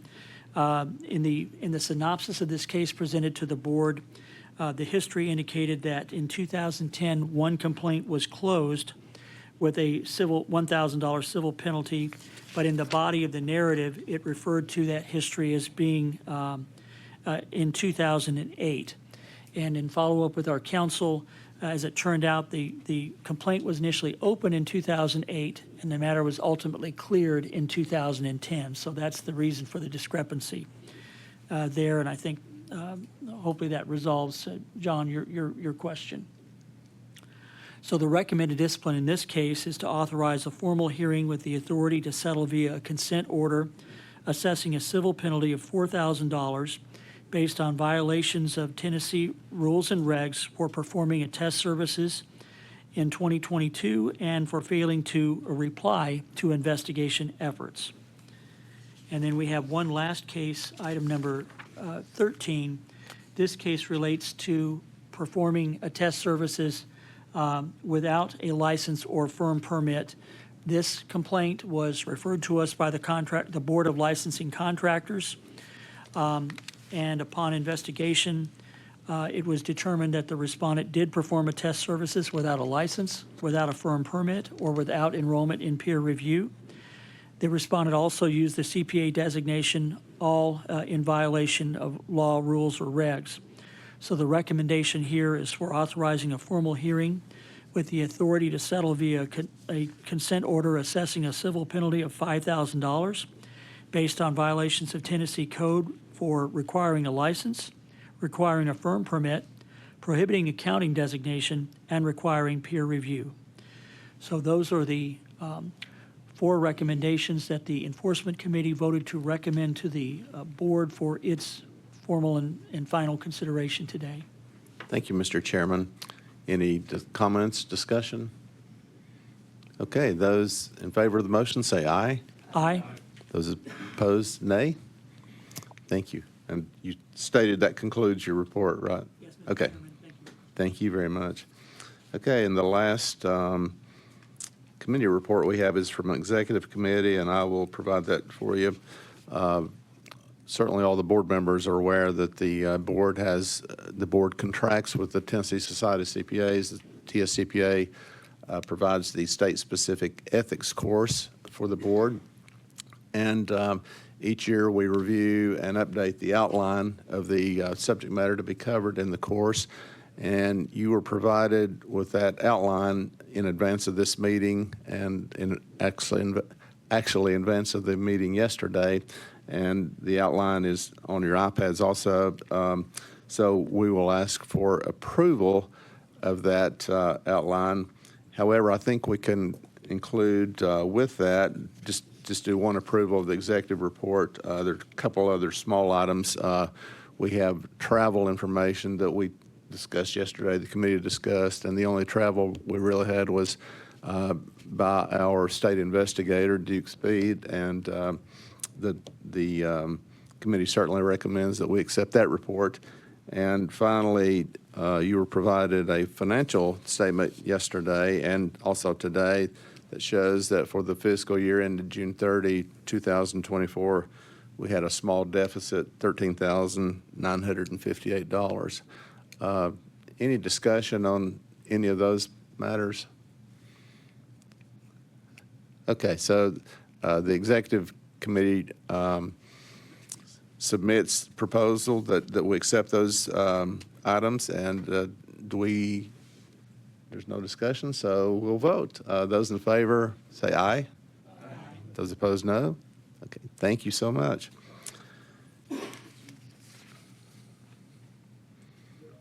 At this point, we'll have a NASBA update from Andy Bonner. Andy not only serves on this board, he's been very involved in NASBA for several years, and Andy currently is the treasurer of NASBA. And so, Andy? Thank you, Mr. Chairman. I would just say that the last time that we were here, I was actually fixing to leave and go to the NASBA board meeting, as I am tomorrow. We met in Alaska. We actually, at that point, gave a farewell address to Ken. That was his last official meeting. We talked about the UAA. We talked about specifically the new pathway, and Kent did a great job of going through that a few minutes ago and kind of updating where everything is there. And we got a lot of updates in that area. We also got to meet, we're introduced Kent as one of the new employees and Dan's new staff, and so we welcomed them. We talked about the annual meeting coming up and the different awards, and they've now been published, and so they're out there with Distinguished Service Award to Jimmy Burks, the Lorraine P. Sachs Standard of Excellence to Doreen Johnson, and the William H. Wrestler Public Service Award to Ted Loden. And so we went through that, and then we got updates from the Bylaws Committee and then from the executive directors, and also with the Committee on Relations to Member Boards. It was a great meeting up in Alaska. We actually were hosted by the Alaska Board of Accountancy. They came and had dinner with us and hosted us at a dinner. And then we're all now ready to go forward to Orlando and meet this week. And we just, there's so much going on at NAS, but we were very much focused on trying to keep mobility. The M word is what we've been focusing on across all the jurisdictions. And so as it looks like now, we think we have an answer. What we're really focusing on is making sure everybody understands that mobility is something that every profession is coming to us on and saying, how did you do this? And so that's what we've been focused on trying to keep. And as Kent kind of alluded to, there's so many different proposals out there that several states had already gone through. I'd actually gotten up to 16 states were either had proposed legislation or were actually working on a new legislation to propose a pathway. And so it looks like that we've done a good job with the the proposals that are out there for the new pathway to answer some of those, but we still have a long way to go. And when you think you understand what somebody's experience is, you only get, I've been surprised in some of the meetings to sit back and say, you mean their experience has more documentation and they have more rigor to theirs than just 2 plain years? And I think when you get into what we tried to put together from the task force I sat on, was that we tried to come up with some minimum standard. That doesn't preclude us as a board to say, hey, we don't think 3 years is enough. Maybe you have to have 5 years experience to be an evaluator.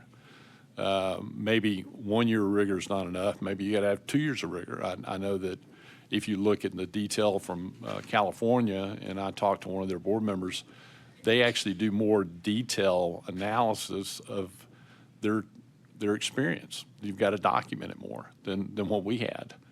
And several other states are the same way. And so it's been interesting to see what you think you understand, and once you get out there and start looking at the different states and jurisdictions, that you really don't understand what they have, because there's another part of the law that defines something further.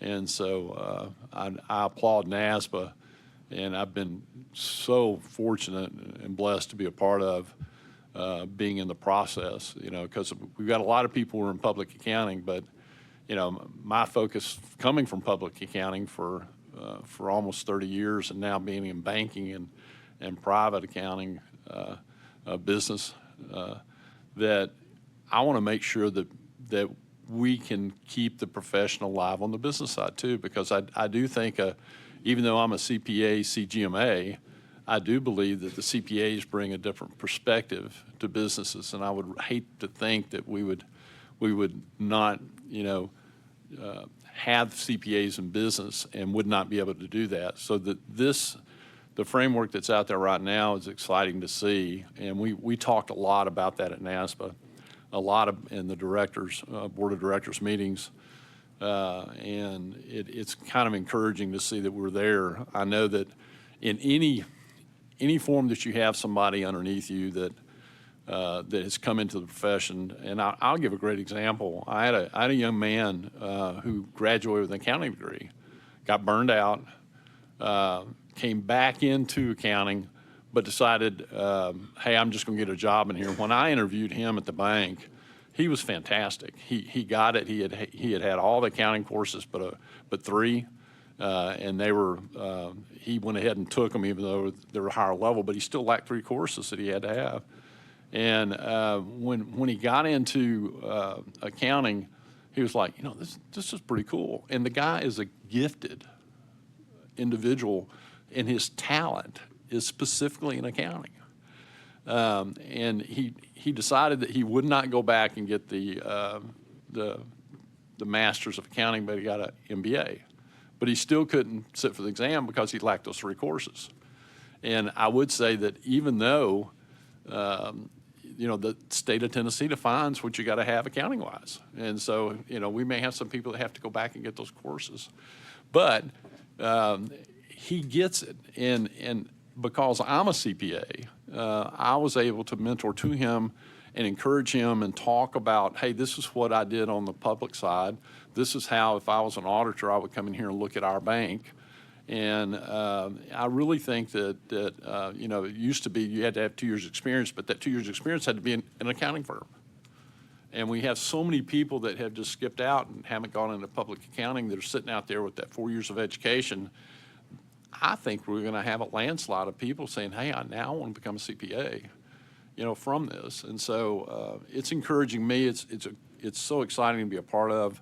And I think that the board actually, when you sit down and take a big scope picture of it, and which NASBA has done, I think that you see that there's so many ways that we can pull people back into the profession, and that's what we kind of came up with when we looked at this different pathway. And so, a lot of things happening in NASBA, a lot of new faces, but it's the same family going after the same thing, and that's helping each one of the boards and jurisdictions that we have, which is 55. And so that's all I have to report, Mr. Chairman. Thank you, Andy. We certainly appreciate all the work that you've done for NASBA, because it certainly helps, this board helps the state of Tennessee also, so thank you for your service. Do we have any other, well, not other, but do we have committee updates for those participating on NASBA committees? I'm sorry. I'm on the CPA exam Yes. administration committee, and we had a very good meeting in New Orleans recently. Much of what we covered has already been said today. So we talked about, this is administering the exam, but it covered everything that flows into that. So we certainly talked about these initiatives, about the pipeline. We also were given the scores for the first 2 quarters. First quarter of this new form of exam ranged from 42% for FAR to 83% for basically for TCP, which is basically tax. And then the second one was pretty similar from 40, 41, 40, 41, 46, 58, and then the tax one was 76. And as we said at the last meeting, they think that will level out some as people choose the parts they're going to take. They talked about difficulties with getting things evaluated and sent out as they establish the statistical set, data set, et cetera. Something I did not know was that firms and universities can now arrange for candidates to do block scheduling where they take the CPA exam together. And it can't just be a group of friends. It has to be through an organization, university, or a firm. And that has become a popular option. They mentioned Wake Forest doing it with Deloitte, for example, and Kennesaw State is doing it. They mentioned that too. So new things like that can encourage, I think, people to follow through with completing the exam. And so I'm excited about that. Thank you, Dr. Church. Other committee reports? Mr. Chairman, just a pretty quiet quarter for the Regulatory Response Committee, which basically reviews proposed pronouncements by generally anything other than GAAP-related pronouncements by FASB or related entities. And we actually had a pretty quiet quarter on that one this quarter. So we're, I guess, tightening our belts for what's to come between now and December, because there'll probably be a little bit of movement there, I'd expect. Others? I serve on the Communications Committee, and Kent mentioned in his presentation, Tom Kinney, who heads the communications team at NASBA, and so we work with his folks to help promote effective communication between state boards and NASBA and our stakeholders. And we'll be sponsoring a breakfast, I believe it's Monday morning, at the annual meeting next week, and so those of you there would encourage you to attend and hear more about their efforts and what they do to help our state boards. Thank you, John. Others?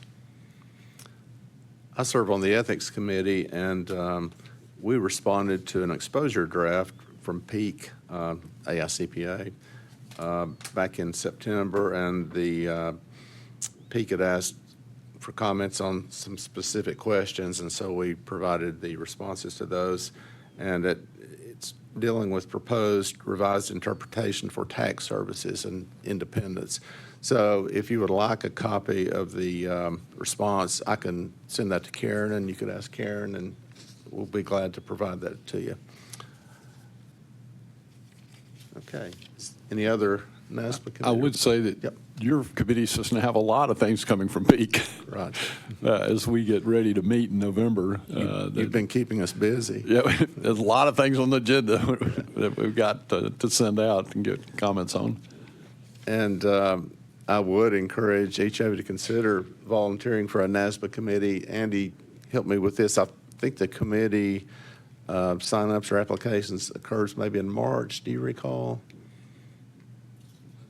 I don't recall off the top of my head, but I think it does. Kent's nodding yes. Is that right, Kent? Okay.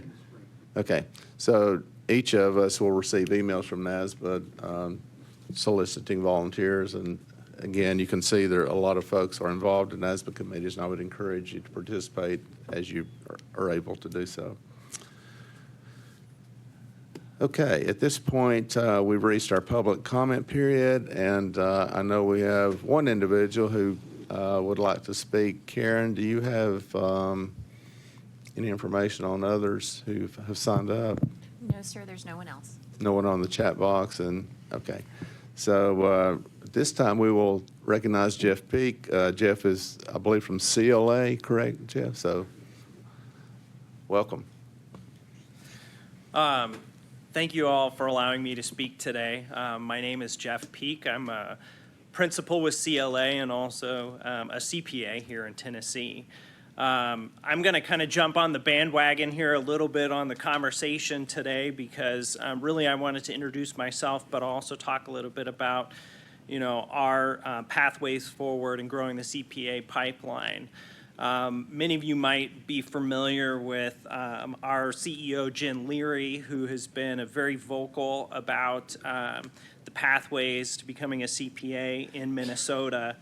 And while the legislation did not go through this last year, they do intend to pursue that legislation again in January of 2025 for a bachelor's plus 2 pathway. And just a little bit of a background on myself. This is kind of an area that is very passionate for me because I've experienced this mobility issue. When I first, I actually don't have a degree in accounting, and initially did not go into public accounting out of college. But public accounting found me, and then I did pursue a pathway in the state I was in. I was able to attain my license, and then when I moved, I talked to the Board of Accountancy there, and they said, sorry, you don't meet our qualifications to become a CPA. And that was certainly very deflating for myself, going through that move.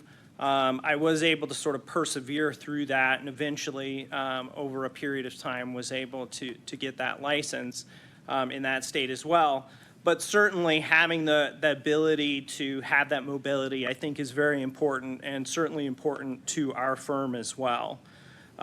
Just as a little background on our firm, CLA has right now about 2,200 family members at the associate and senior levels, and about 76% of those don't have their CPA license yet due to either not completing the exam or because they need additional credits to be able to attain that. So we started an advocacy group in the spring of this year to further promote our position on 120 or a bachelor's plus 2 pathway towards a license, as well as open mobility between states. And I say the bachelor's part of that because we feel that it's important to note that there's a changing environment in the educational space, and there are more programs that are being developed that aren't necessarily 120 units. And so having that bachelor's language as opposed to specifically 120 units, we think give more flexibility in terms of how that can be interpreted. Some of the other things, and I know that you already talked about some of this, but there's those other states that are looking at potential legislation, and you mentioned California, Arkansas, Washington, Oregon, Florida, and Virginia all are taking up positions on this as well. And so we look forward to having this conversation. I was also invited to the TSCPA's Human Capital Task Force as well, so I will be participating in that. And look forward to the continued conversation and appreciate the opportunity, and really grateful for you allowing me to speak today. Thank you. Thank you very much, Jeff. Any questions for Jeff? I have a question. Go ahead.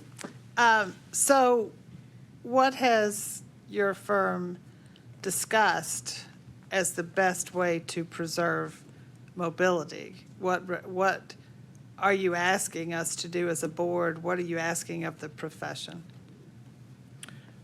We're looking for just consistency between the states in terms of, what's being proposed in that legislation. And so looking at, what others are looking at and how can we make sure that, we have a level playing field between those states to allow for that mobility to occur. Have you come down on the side of the competency model versus the bachelor's plus 2 years of experience without the competency requirement? So we're advocating for the 2 years of general experience at this point.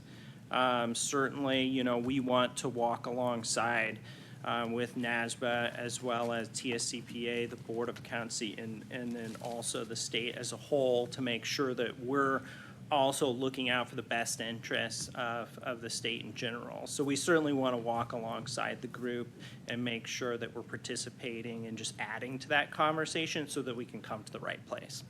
Thank you. Any others? Okay, thank you, Jeff. It's good to have you with us today. At this point, we will move into our old and new business, and we have some very important business to conduct in this section of the agenda. I would ask Task Force Committee member Brad Floyd to comment, and Assistant Commissioner Witcher, if you would care to comment. We have, I think, a proposal and discussion regarding the executive director position. Thank you, Mr. Chairman. Thank you for the opportunity to serve on the task force that conducted the search for our new executive director, succeeding Wendy Garvin, who departed recently. Without rehashing much of the discussion we had yesterday about the process, I would summarize by saying it was a very thorough search. We visited with a number of outstanding candidates.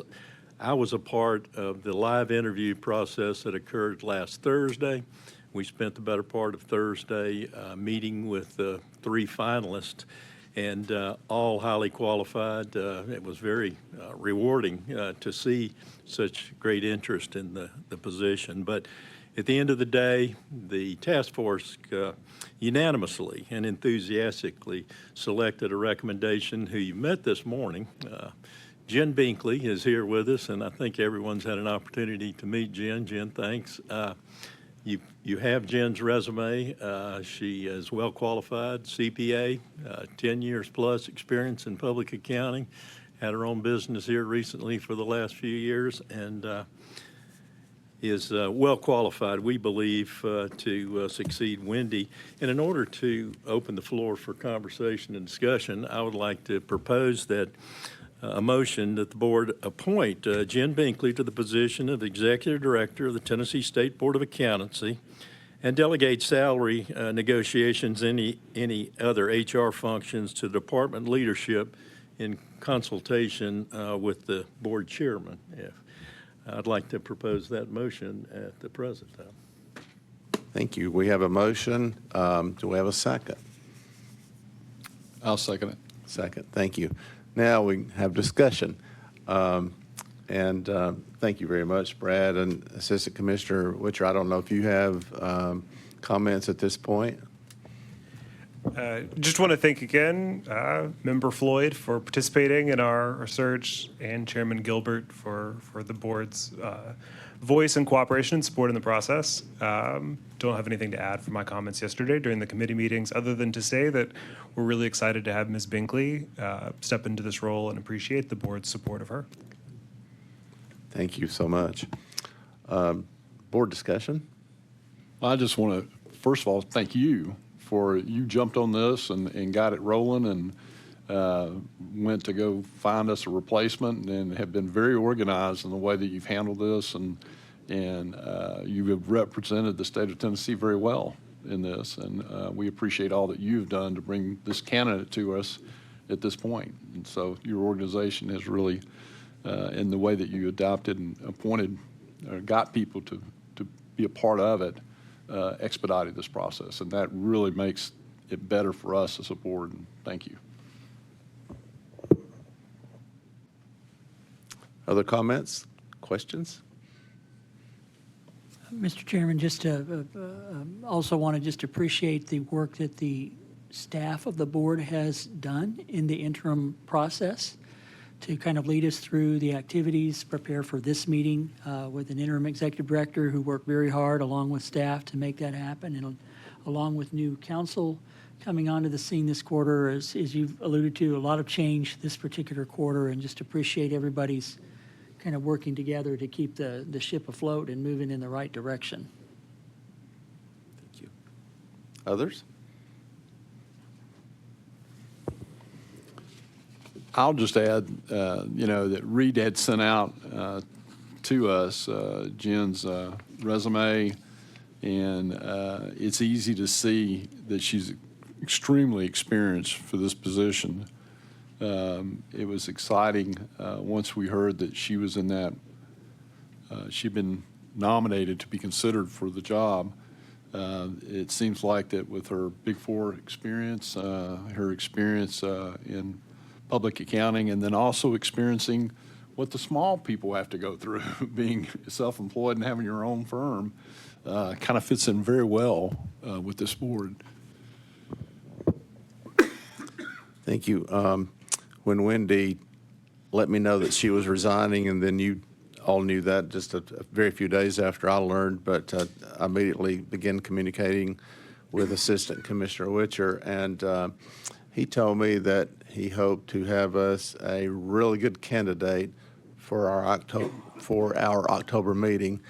And Reed, actually, I had my doubts as to whether that could be accomplished or not, but I'm very, very pleased with the work that you and the task force have done. And that was not questioning your abilities. It's just in this day and time of hiring folks, sometimes that's difficult, and we have pipeline issues, human capital resources, and so forth. So I commend you and the task force on your excellent work in getting that done. So, okay, we have a motion on the floor and a second. Is there any other discussion? So, Karen, I think in this case, let's do a roll call vote, please. Greg Gilbert, Aye. John Griesbeck, Aye. Pamela Church, Aye. Sam Bennett, Aye. Andy Bonner, Aye. Brad Buchanan, Aye. Brad Floyd, Aye. Kevin Monroe, Aye. Mike Pardon, Aye. Rob Vance. Aye. Thank you. Jen, we talked this morning, but I didn't mention this, but if you have comments or would like to say hello, you're welcome to step up to the podium and do that, or we can, we'll talk next. Okay, so we'll talk then more at the January meeting, and we will definitely correspond and talk some between now and then. So thank you for agreeing to serve as our executive director. We are looking forward to that. On another matter, we have a plaque for Wendy Garvin, and I'll read it to you. It's from the Tennessee Department of Commerce and Insurance, presented to Wendy Garvin in recognition and appreciation for your service to the Board of Accountancy and the Department of Commerce and Insurance 2015 to 2024. And Wendy could not be with us today, but we will take this with us to Orlando. A few of us are going to the NASBA meeting. We will present it to Wendy at that meeting. I would ask if anyone has comments regarding Wendy, because this is an opportunity. It's being recorded, and Wendy can come back and review it, and I know that she will. So comments that you have regarding Wendy and her service to the board, we will open that up at this time. Mr. Chairman, I just offer up first congratulations to Wendy.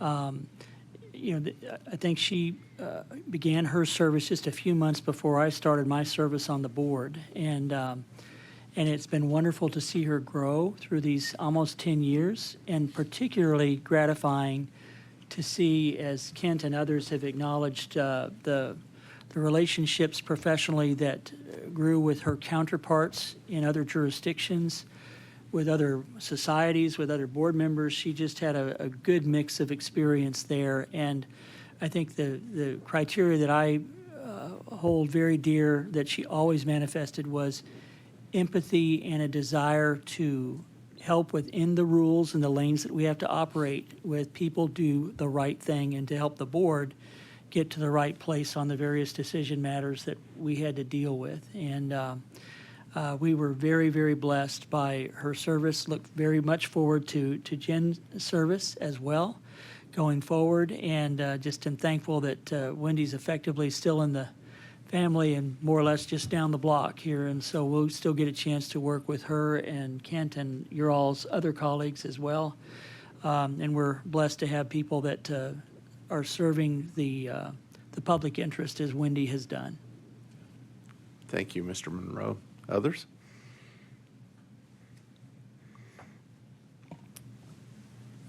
Mr. Chairman, I had the opportunity to work with Wendy for 20 years and have known her to be highly qualified and competent and very deserving of this opportunity she has with NASBA. I'm excited for our board and the legacy Wendy has left behind, and look forward to the future and under the leadership with Jen. And just want to add my congratulations for a job well done and the opportunity to continue to work with the Board of Accountancy. Thank you. Dr. Church? When I heard Wendy was leaving, she just told us initially that she'd taken a job in corporate leadership. And I thought, what? She needed to go to NASBA. So I'm so delighted that not only is she going to NASBA, but in a top-level position. And I'm happy for her, and I'm happy for our profession and for NASBA. But she made our jobs so much easier and better. That's how I see it. If I needed help thinking out something, I could call and talk things through, and she's so familiar with the president and with what the board rules are that she could help me. She never tried to push me one way or the other, but she's just so informed. And she was very proactive in becoming involved in numerous organizations and initiatives, not to build her career, but because she cared and she was trying to do the best job she could. So this is just a wonderful development, I think. And I'll tag off of that. You know, you kind of hit on some things that I thought of when I thought about Wendy. And number one, Wendy, we're going to miss you.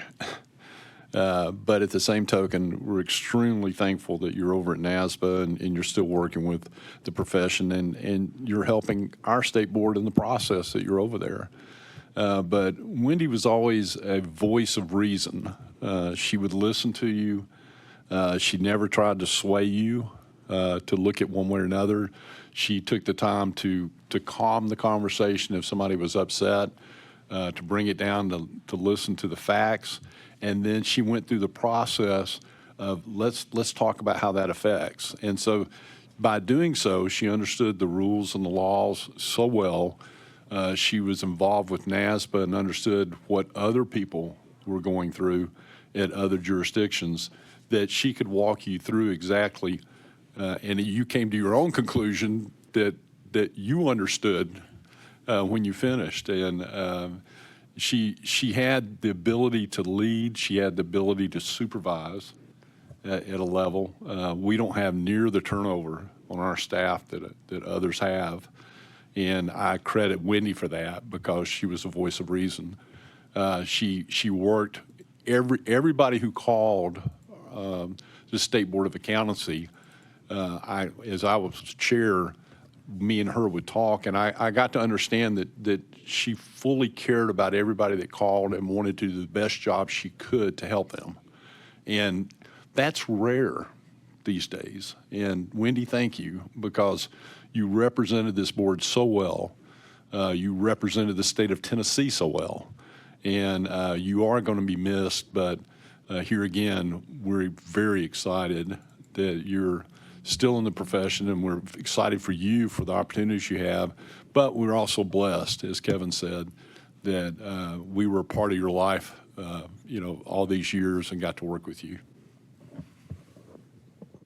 It's hard to add to all these comments, add anything new, but I would offer my congratulations to Wendy, having known her for a long time, just like a number of you. And Wendy's always operated with just, I think, tremendous poise and professionalism, always well prepared easy, made our job easy as board members when you show up and everything's laid out and communicated to you and, as Andy says, well thought out. And, you know, Brad, you probably have the best perspective on a lot of former executive directors, but at least from my seat, Wendy, you were the best this department, this board has probably had. So we thank you for that, and likewise glad that you're in this profession with NASBA and helping them and helping all of us.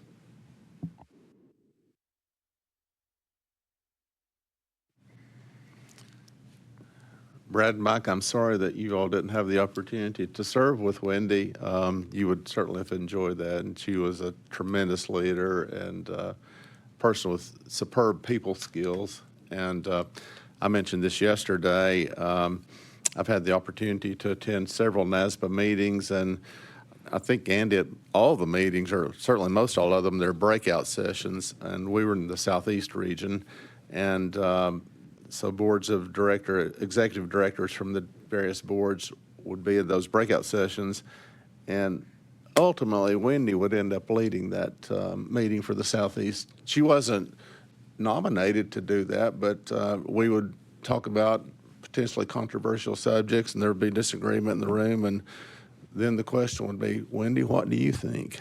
And she had the skill to bring everyone together, and when we left the room, I think we were all in unity. And so there was not much question in my mind that Wendy would end up being a leader at NASBA someday, and that actually came to fruition. So I do also want to congratulate Wendy and agree with John.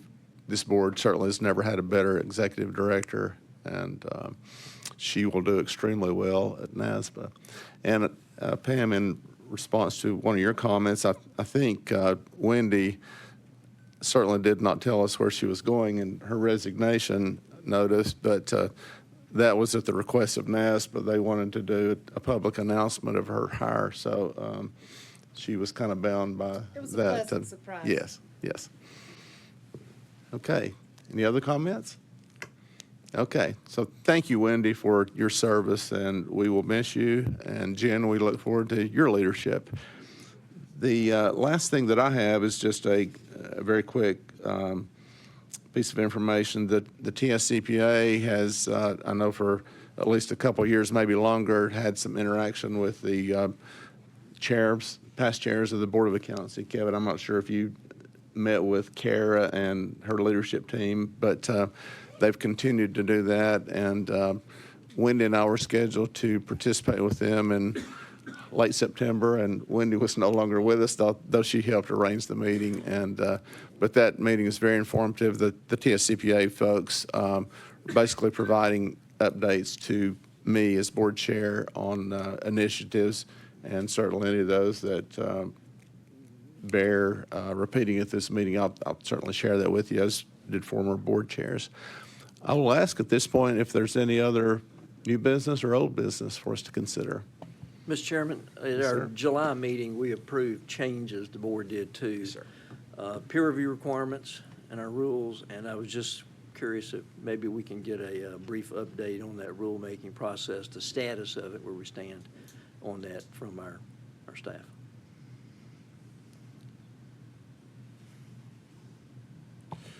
I'll be glad to give a general update. It's still in the process, it's still being approved, and I don't have anything more in detail, but I can get you more detail after the meeting if you'd like.